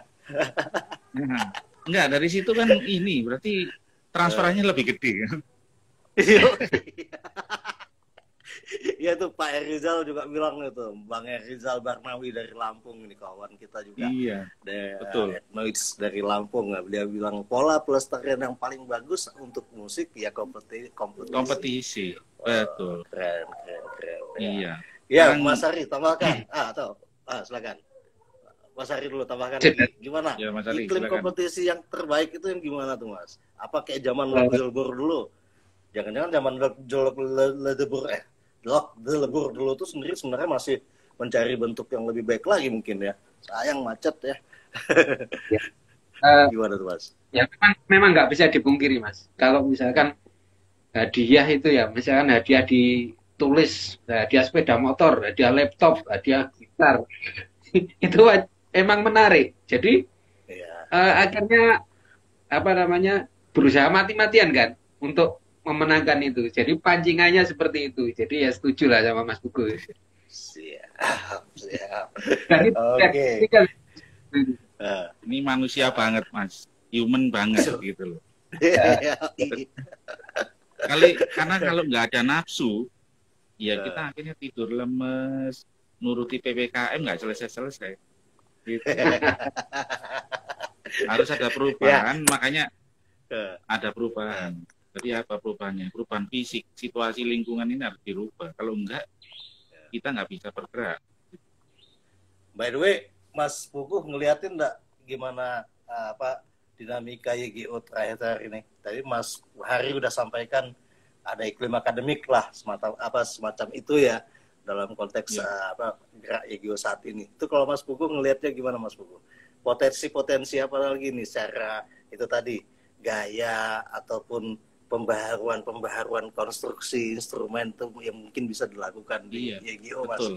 Silakan Mas. Iya, kan kalau di dunia kita praktisi sih biasa-biasa Mas. Kalau di dunia Masnya mungkin di kampus kan untuk kredit itu kan penting banget.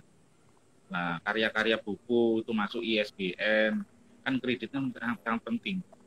Nah, kalau kita ini kan butuh namanya karya itu tadi penyaluran hasrat. Nah, itu. Kalau kita nggak ada penyaluran hasrat itu, maka tidak akan terbentuk namanya tekstual itu. Karena praktisi itu kan praktek dulu, baru teorinya terbentuk. Lah kalau Masnya kan di dunia kampus lahir.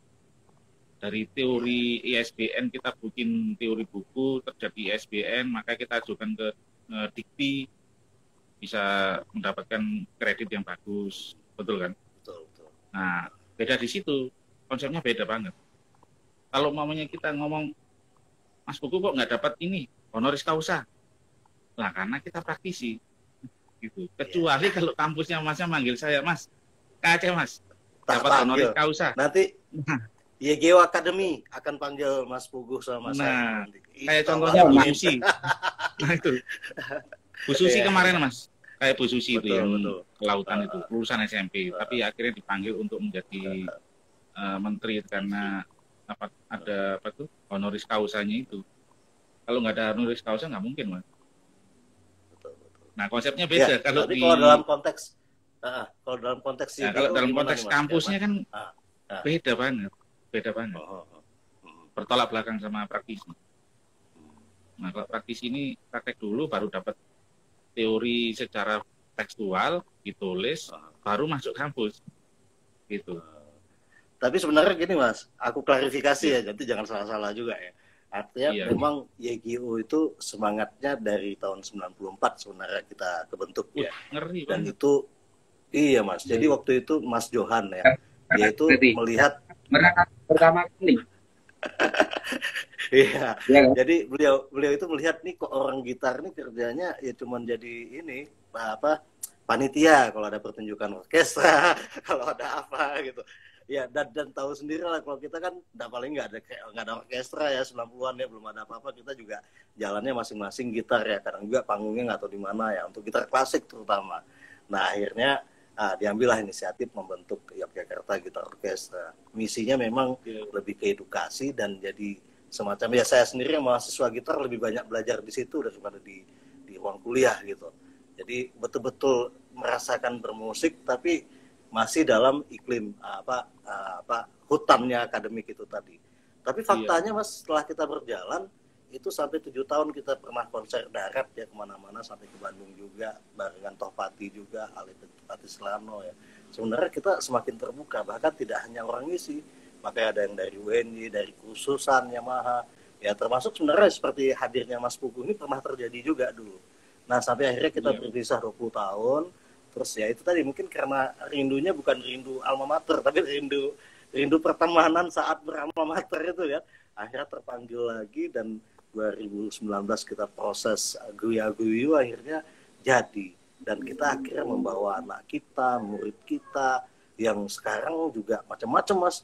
Bahkan yang tua-tua itu ada yang udah jadi produser di Jakarta, udah jadi jazzer di Bali, ya segala macam. Dan ada juga yang biasa-biasa saja kayak saya, yang masih di dalam tempurung kampus ya, atau kawan-kawan yang juga ngajar di sekolah atau di mana gitu.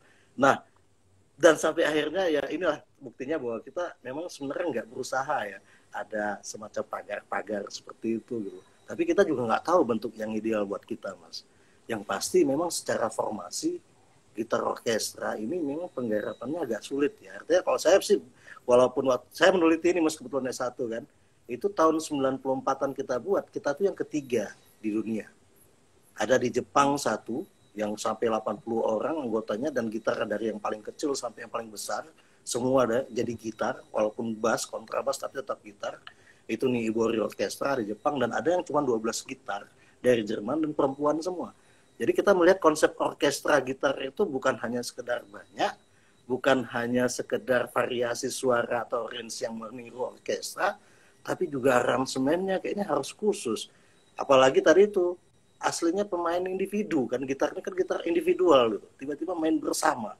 Wah ini kayaknya belum terjawab Mas sampai sekarang Mas. Nah, dengan latar background itu Mas Pugu, apa masukanmu? Nodong gitu.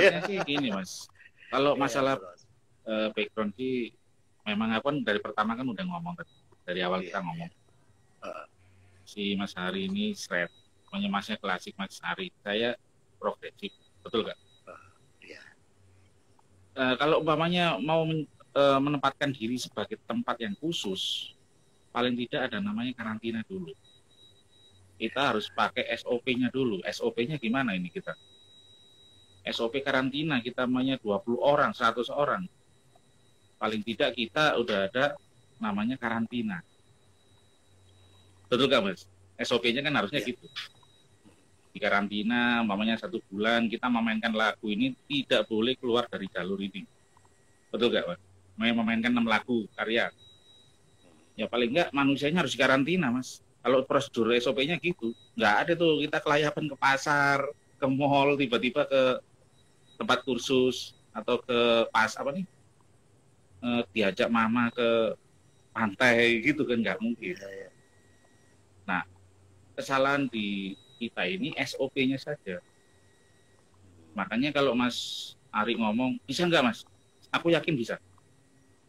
Jawabanku bisa. Karena SOP-nya jika dijalankan dengan benar, maka akan terjadi. Aku yakin itu.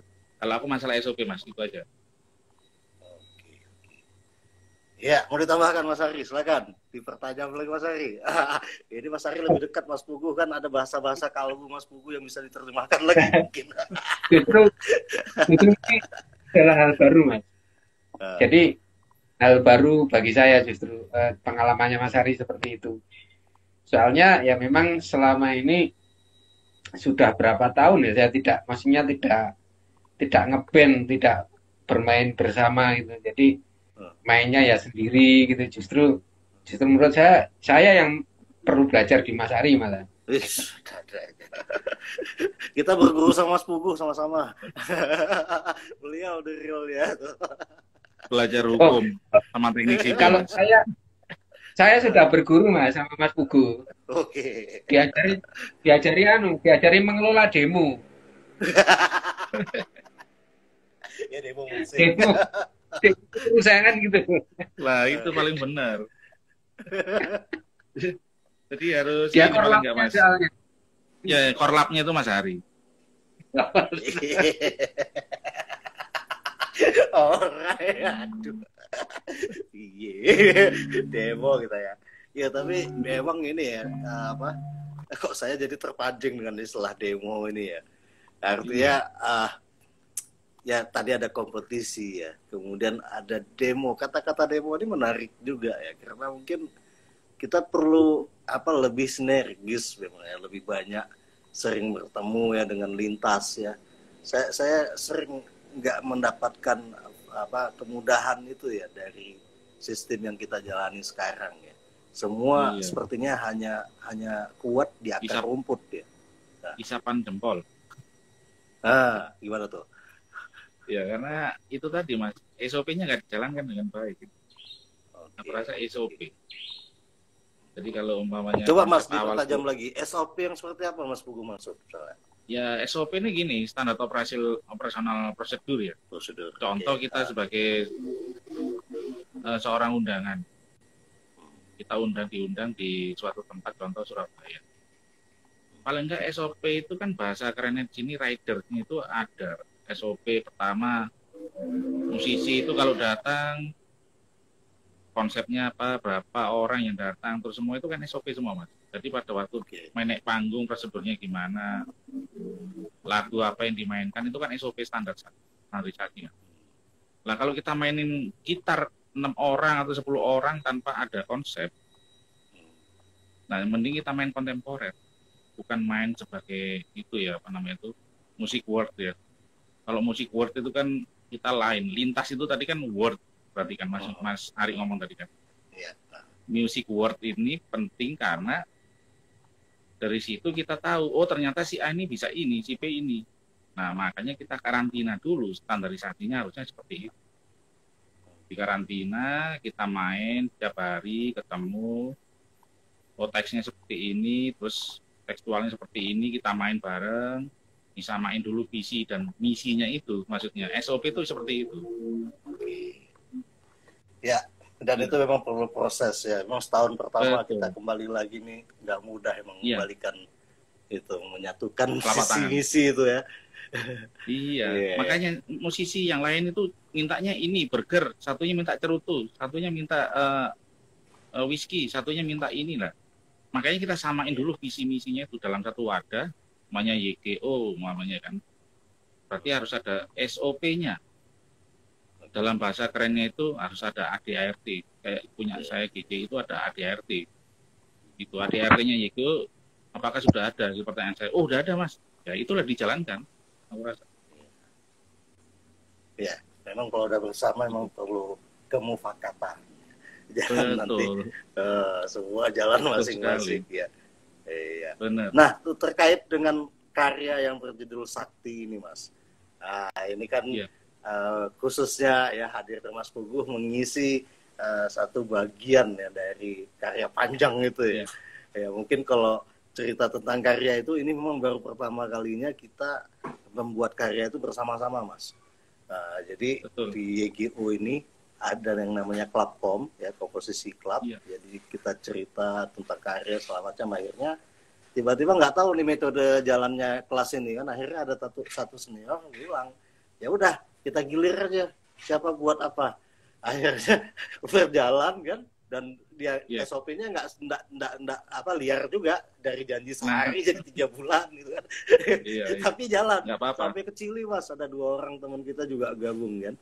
Akhirnya dikemas ulang dan akhirnya jadilah seperti karya itu. Nah, terkait karya Sakti ini, kalau dari apa istilahnya ya, ya mungkin tasnya Mas Pugu atau Bos Mas Hari, bagaimana sih musik ini Sakti ini akan jadi konser virtual kelimanya YGO ini? Ya Mas Hari dulu, silakan Mas.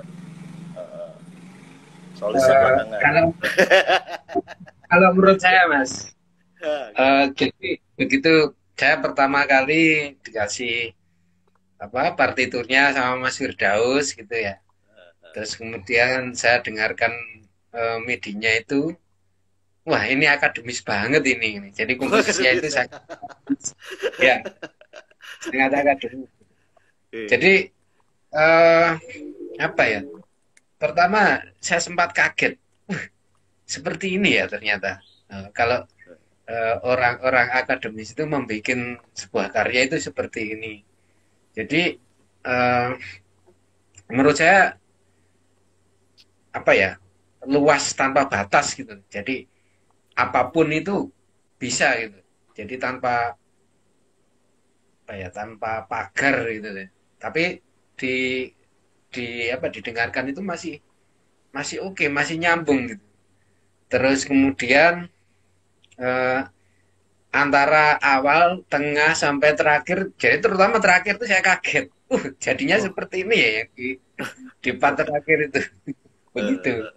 Ya jadi sampai saya itu langsung begitu mencoba memainkan di partitur itu langsung saya WA Mas Firdaus. Mas, keren Mas. Terus oke ini semangat saya. Apa maksudnya? Ini apa ya, hal baru juga bagi saya. Apa namanya? Eh, saya dikasih berapa ya? 3 hari selesai Mas, bikin videonya kalau bisa. Iya. Gitu.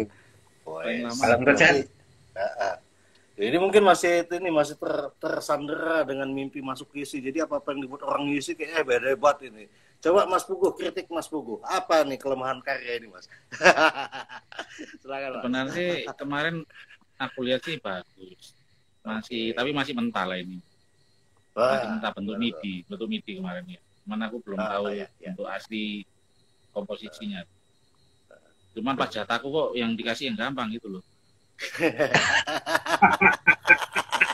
Ya akhirnya tak bikin ribet Mas, karena kan ada dua komposisi, apa nih, dua. Itu dia.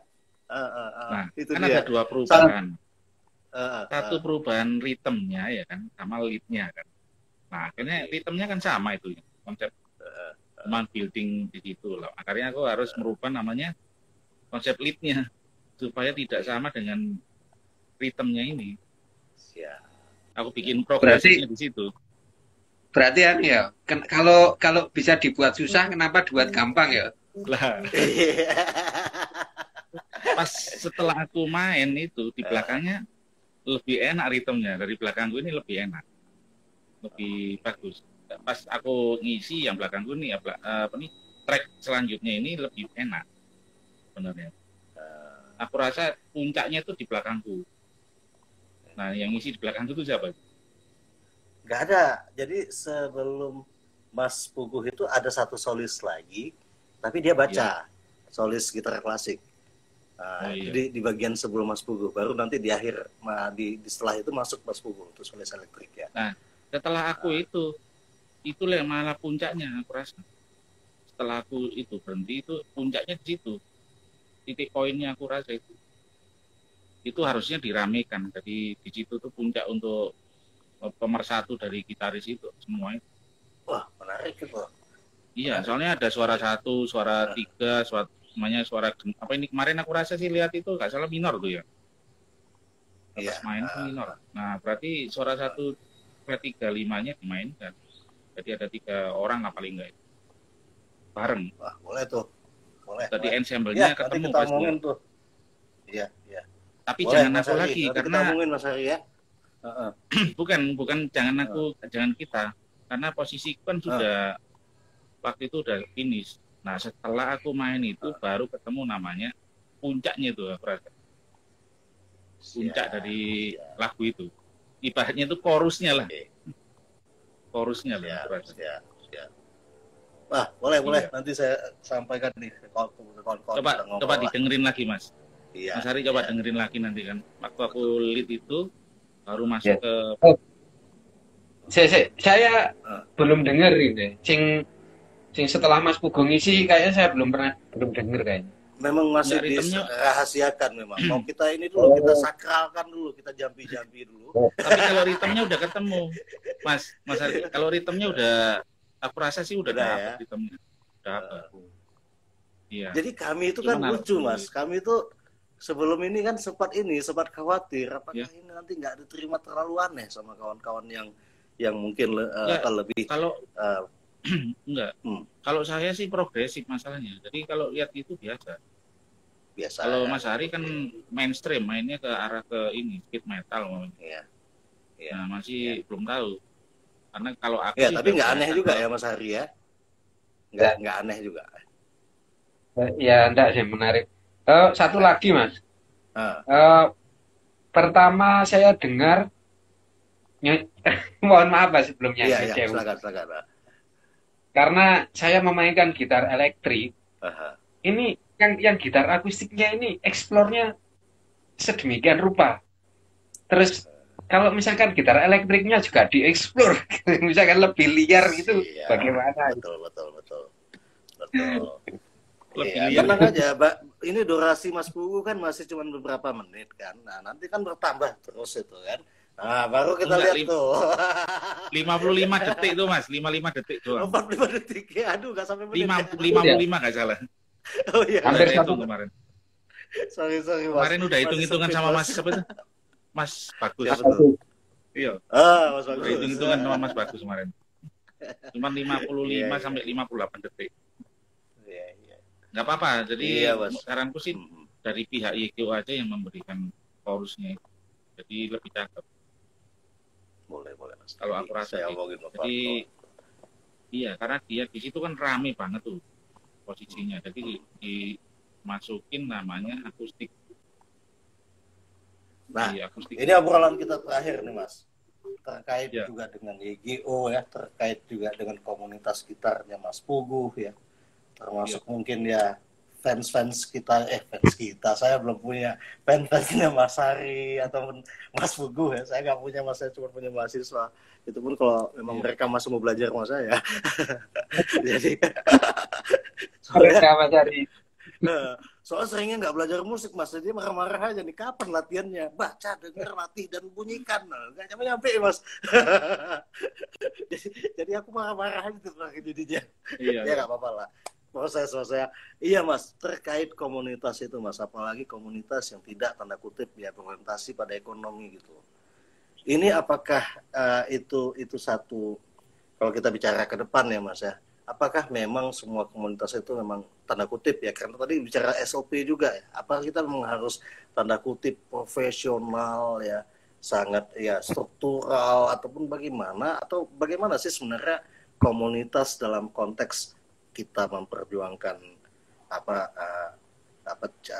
tanggung jawab bermusik ya secara optimal ya, baik dalam orientasi ekspresi rasa, bahkan sampai ke ibadah ya, bahkan juga mendidik, sekaligus juga bisa ada daya estetis yang juga punya nilai ekonomi bahkan gitu. Tapi kita gerakkan dengan komunitas. Nah, komunitas yang seperti kita bicarakan sekarang ini apakah apa yang perlu diperbaharui, apakah memang perlu terus diperjuangkan, atau memang kita memang harus mengikuti keberhasilan dunia yang sudah lebih tertata ya, yang udah lebih sangat baku ya bahkan ya sampai ke mengelola sesuatu itu dengan cara-cara yang tidak harus manual lagi ya, termasuk dalam konteks cheating itu tadi Mas. Jadi semua bisa digerakkan gitu untuk itu. Gimana nih Mas? Agak kacau nih aku ngomongin, minta maaf deh. Mudah-mudahan saya tangkap deh, silakan. Ya kembali lagi ke ini Mas, ADART lah. Di SOP ADART itu penting karena di situ kan kita mau fokus kemana? Nirlaba atau tidak? Itu B2B atau C2C? Kalau Mas ini Mas Ari kan C2C, community to community. Kalau B2B nggak mungkin. Karena kalau namanya B2B itu bisnis to bisnis. Oh, bisnis to bisnis. Iya, kita udah ngomong namanya PT, CV. Nah, kalau kita ngomong komunitas kan nggak mungkin. Berarti kan kita larinya ke ADART, community, nirlaba. Tidak ada keuntungan di situ. Tidak ada namanya memanfaatkan penjualan dan lain-lain. Makanya GCI waktu dulu udah lama itu nggak memanfaatkan, namanya teman-teman mau jualan silakan. Makanya saya bikinkan khusus jualan, dari pelarinya ke pedagang jualan, dari mana kayak GCI di situ tidak ditempatkan untuk pedagang, tapi untuk karya. Gitu. Jadi memang komitmen yang penting Mas ya. Komitmennya mau kemana ini? Nah Mas Hari, ya, komitmen mau. Oh ya, silakan Mas Pugu. Silakan Mas Pugu. Silakan. Kau apa Mas? Ya, masih kata ya. Oh, ya, minum sih, ngombe sih. Rono kopi apa? Ngombe ini jauh. Neri aja Pak, kopi ya. Ini lagi di studio aku. Lagi di studio ini. Oh iya. Oh di studio. Lagi di studio. Gak ada minum situ Mas? Ada kan minum? Nggak boleh minum masuk. SOP-nya studio dilarang untuk minum, di luar minumnya. Kita nggak boleh melanggar SOP sendiri nih. Siap. Oke, Mas Hari silakan. Oke. Ya. Ya kalau pengalaman komunitas terus organisasi itu yang lebih berbicara Mas Pugu, Mas. Jadi selama saya di komunitas itu saya cuman sebagai anggota. Jadi nggak pernah jadi sebagai ketua. Jadi Mas Pugu itu sudah mewakili banget. Ya. Iya. Jadi konsepnya tuh ya itu tadi Mas, kembali ke situasi sama ibaratnya kalau kita ngomong kompetisi itu berarti man to man. Duel musik tapi secara individu. Tapi kalau udah B2B nggak bisa. Kita mau jualan umpamanya, Mas kartu anggota Mas 25.000. Wah, ditarik lagi 25.000. Ini lah udah itu konsepnya udah komunitas banget gitu. Makanya tidak saya tarik, maunya ada teman dari Kediri udah mencetak hampir berapa 300 kaos. Terus penghasilannya gimana Mas? Ya silakan kau ambil, saya nggak minta. Gitu. Untuk perkembangan dari daerah itu supaya semakin meningkat. Oh ternyata Pare meningkat. Karena apa nih? Karena merchandise-nya itu, betul kan? Nah dari IDRT itu kan ada tertulis kalau merchandise digunakan silakan, asal tidak disalahgunakan, yaitu korupsi. Jadi ada aturan-aturan yang diatur supaya organisasi ini, komunitas ini berjalan sesuai dengan tipikal masing-masing daerah gitu. Di Aceh sama di Jawa kan lain banget. Betul. Gitu. Nah, makanya nanti kalau mamanya Mas Ari atau Mas Hari Surabaya sama Aceh bikin bisa juga. Ya, Mas. Makasih banyak Mas Pugu, Mas Hari, luar biasa malam ini. Nyaris hampir 2 jam kita habiskan. Dan ini kawan-kawan kita nih hadir terus nih. Ada Faisal, ada Gugu Langit, ada Hendra Gema, itu. Ada Wahyu Evan, ada Mayroji Saputra, dan seterusnya. Makasih banyak kawan-kawan, luar biasa. Dan ya, sekali lagi ya atas nama teman-teman YGO terima kasih ini, dan kita berharap nggak putus lah silaturahminya juga. Nanti mungkin saya ganggu personal juga di Mas Hari, Mas Pugu ya, mungkin lagi kuliah nih nggak tahu istilah apa di musik metal nih, tak telepon langsung, Mas iki apa istilahnya apa gitu. Iya. Ben orang malu aku Mas, jangan malu aku nanti kan. Aku punya teman kok yang tahu, ngapain maksa kali kalau nggak tahu kan, daripada garang Mas ya. Intinya luar biasa masukannya ya, artinya pengalamannya, dan ya saya kira ini mungkin ya bukti ya, setiap pikiran baik itu mungkin akan ketemu, dan kita belum tahu aja kapan ketemunya, dan semoga ini pertemuan awal yang baik itu Mas ya, untuk kita bisa ya kristalisasi terus jadi apa kebanggaan kita bersama lah. Nggak hanya YGO Mas, sukses juga buat siapa CGI-nya Mas. Saya juga akan sebarkan informasi ya nih, komunitas gitar sedang buat apa, bagi-bagi motor. Bagi-bagi motor. Amin. Doakan sukses Mas. Amin. Kita akhiri Mas ya. Makasih banyak Mas ya. Amin. Mas Pugu, Mas Hari. Tapi kayaknya yang paling ready ini gitarnya Mas Pugu nih. Boleh lah Mas Pugu. Coba ekspresi suasana pertemuan 2 jam kita nih Mas dalam bahasa musik. Ya.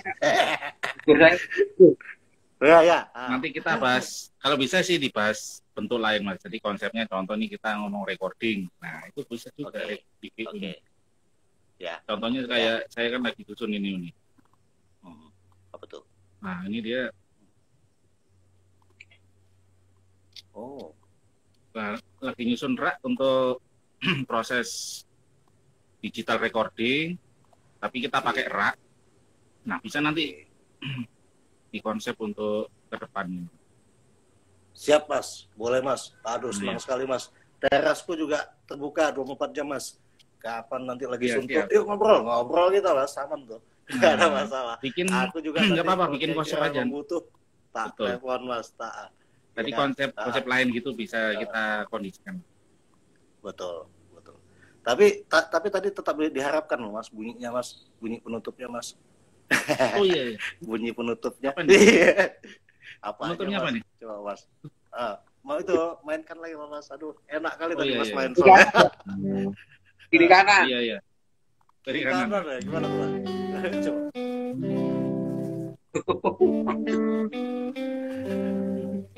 Ya, ini idol ini Mas Ari.